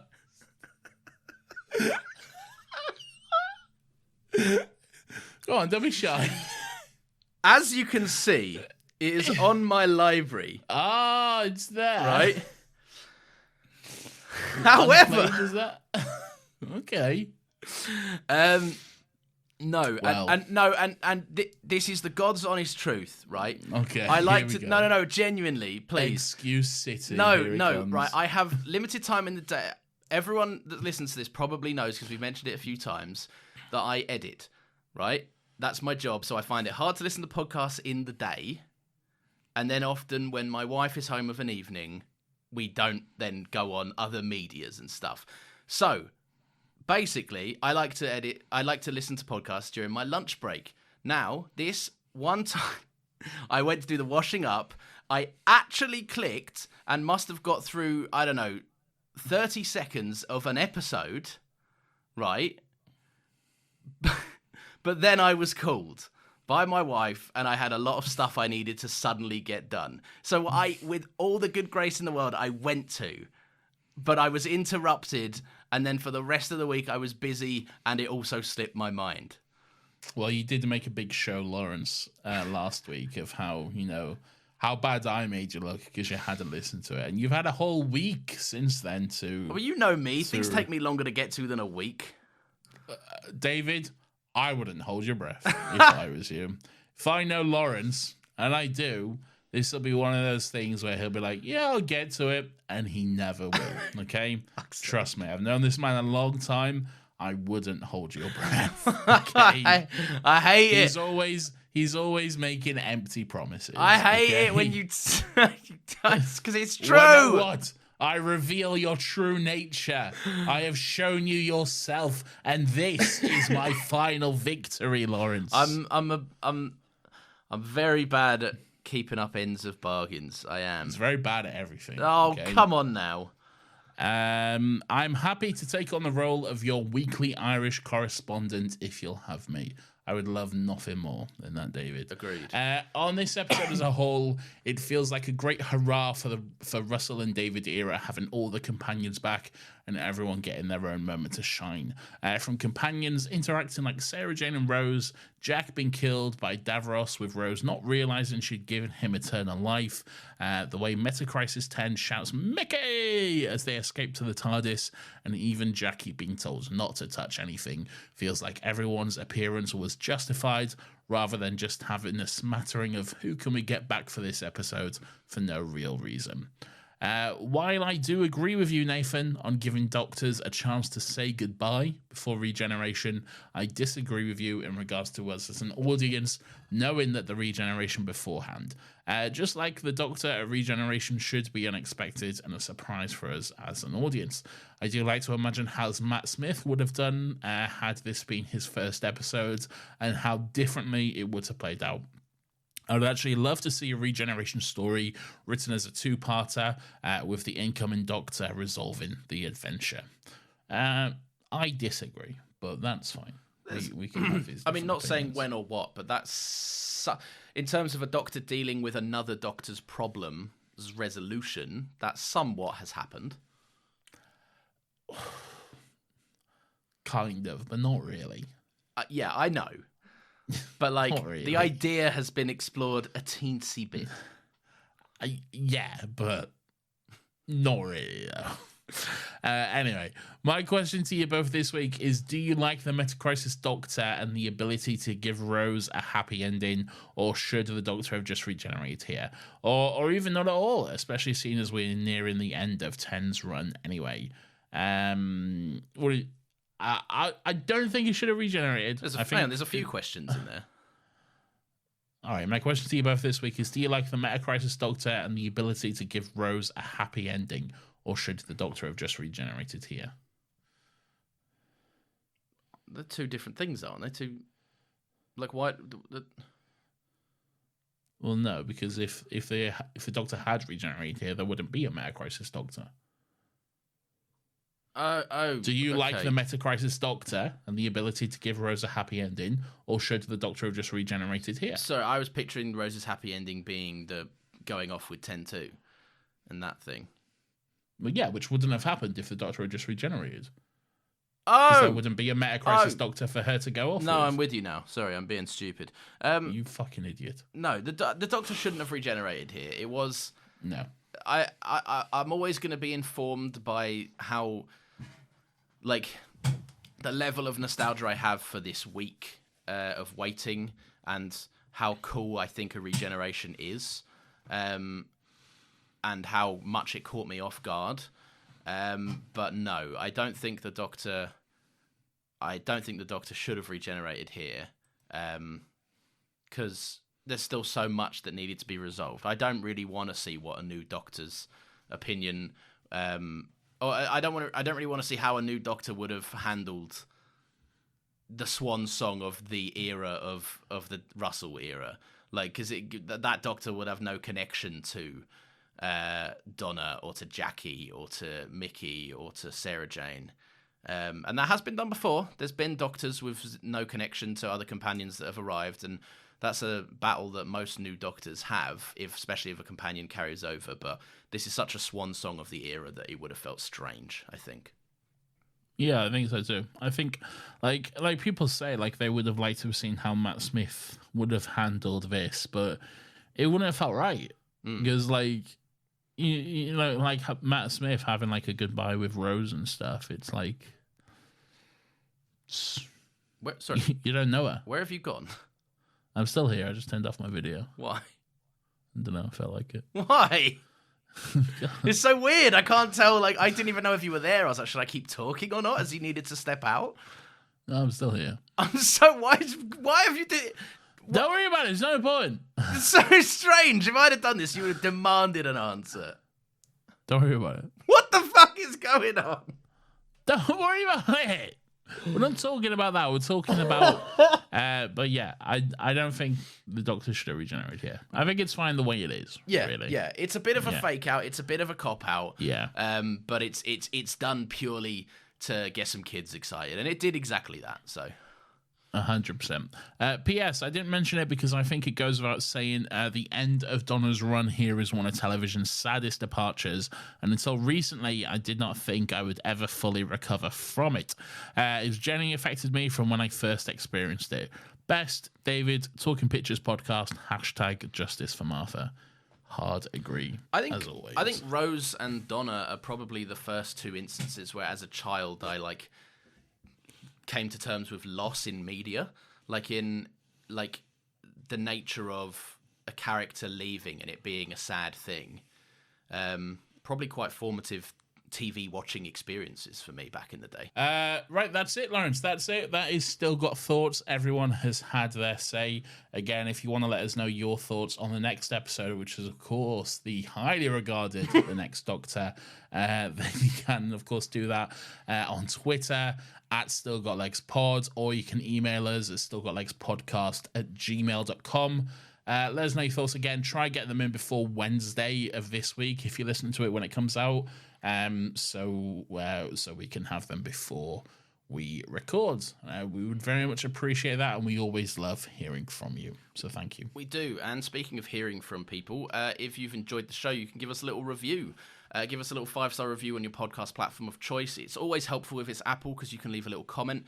Let us know what you think about the show. We probably have a few reviews to read out, Nathan, more than likely. We absolutely do. This one is from The Dark Hippie. It's 5 stars, and it says, how many apes does it take to plumb a boiler?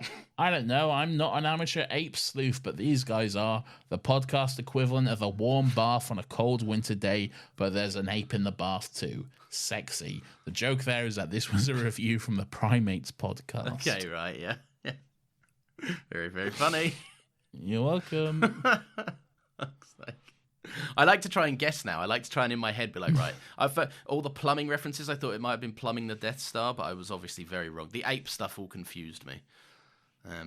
So yeah, I couldn't quite get it that week. I apologize. We not got any other reviews to read out? We actually do have another review. I'm actually just going to read the latest review. Oh, please. On our podcast. This is called. This is from JWJJ2806, and it says the Superior Suit podcast, 5 stars. I finally found the Doctor Who podcast I've been looking for. Deep dives into every single episode and not just the important ones. 2 lads having a laugh and don't make it feel too professional, and that is a massive compliment. I love it, and if you love a fun chat about a fun show, you'll love it too. Keep up the good words. Keep up the good work, lads, and easy 5 stars. An easy 5 stars from me, Joshua.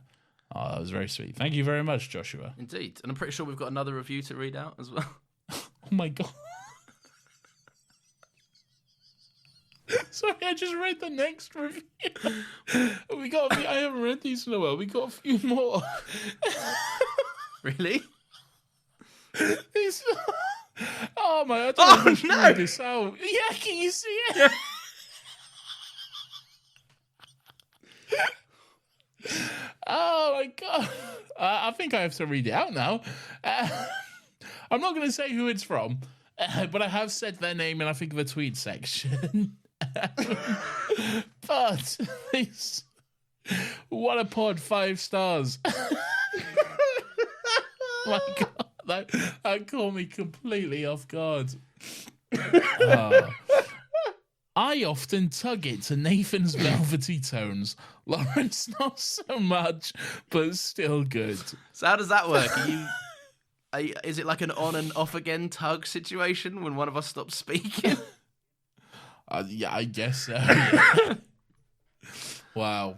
Well, thank you very much for the 5 stars. I'll just read another one at random here. This is from Jeff Lemon. Yeah. It says, still got it. A wonderful podcast about a 60-year-old show that goes off on various bizarre tangents at the drop of affairs. A must listen for me every week, especially as this review is read out every week. Never stop. We never will. Thank you for the new reviews. We really appreciate them. I don't know about that. If you want to let us know, if you also tug it to our velvety tones, then get in touch and I guess we'll read it out. What have we... Oh, that really caught me off guard. That is horrible, horrible stuff. This is a family show. How dare you? Oh, God. This is not a family show. No. I think we're long past that point. We're long past But here that. we are. 2 hours, 52 minutes. I think that'll just about do it. Thank you very much for joining us on today's episode of Still Got Legs, guys. We will, of course, be back to celebrate Christmas next week with the next Doctor. I know everyone has been waiting since we started this podcast to counting down the days to the it. next Doctor. Yeah, to discuss this magnum opus of Doctor Who as a whole. So rest assured, we'll fully be prepared. And I guess we have a 6-hour episode of on Waters of Mars to come. So yeah, we'll see. We'll see how we do. We certainly will. But hey. On the other podcast, by the way, we're doing Star Wars, the original trilogy. Original trilogy, another happy pod. It's our pop culture podcast where every week we talk about pop culture, whether that be Glee or Glee. So check it out, and we will talk about Glee. No, we're not doing Glee. I keep trying to get Lawrence to start a Glee rewatch podcast. It will never happen. I really want to do it. I think it'll be good fun. Let us know. But hey, that's it for this week. That'll do it. Check out another happy pod. Leave a review if you are so inclined. Give us a tweet. Give us an email. Say goodbye to your mum for me. And I hope you all have a wonderful week. We'll see you very soon.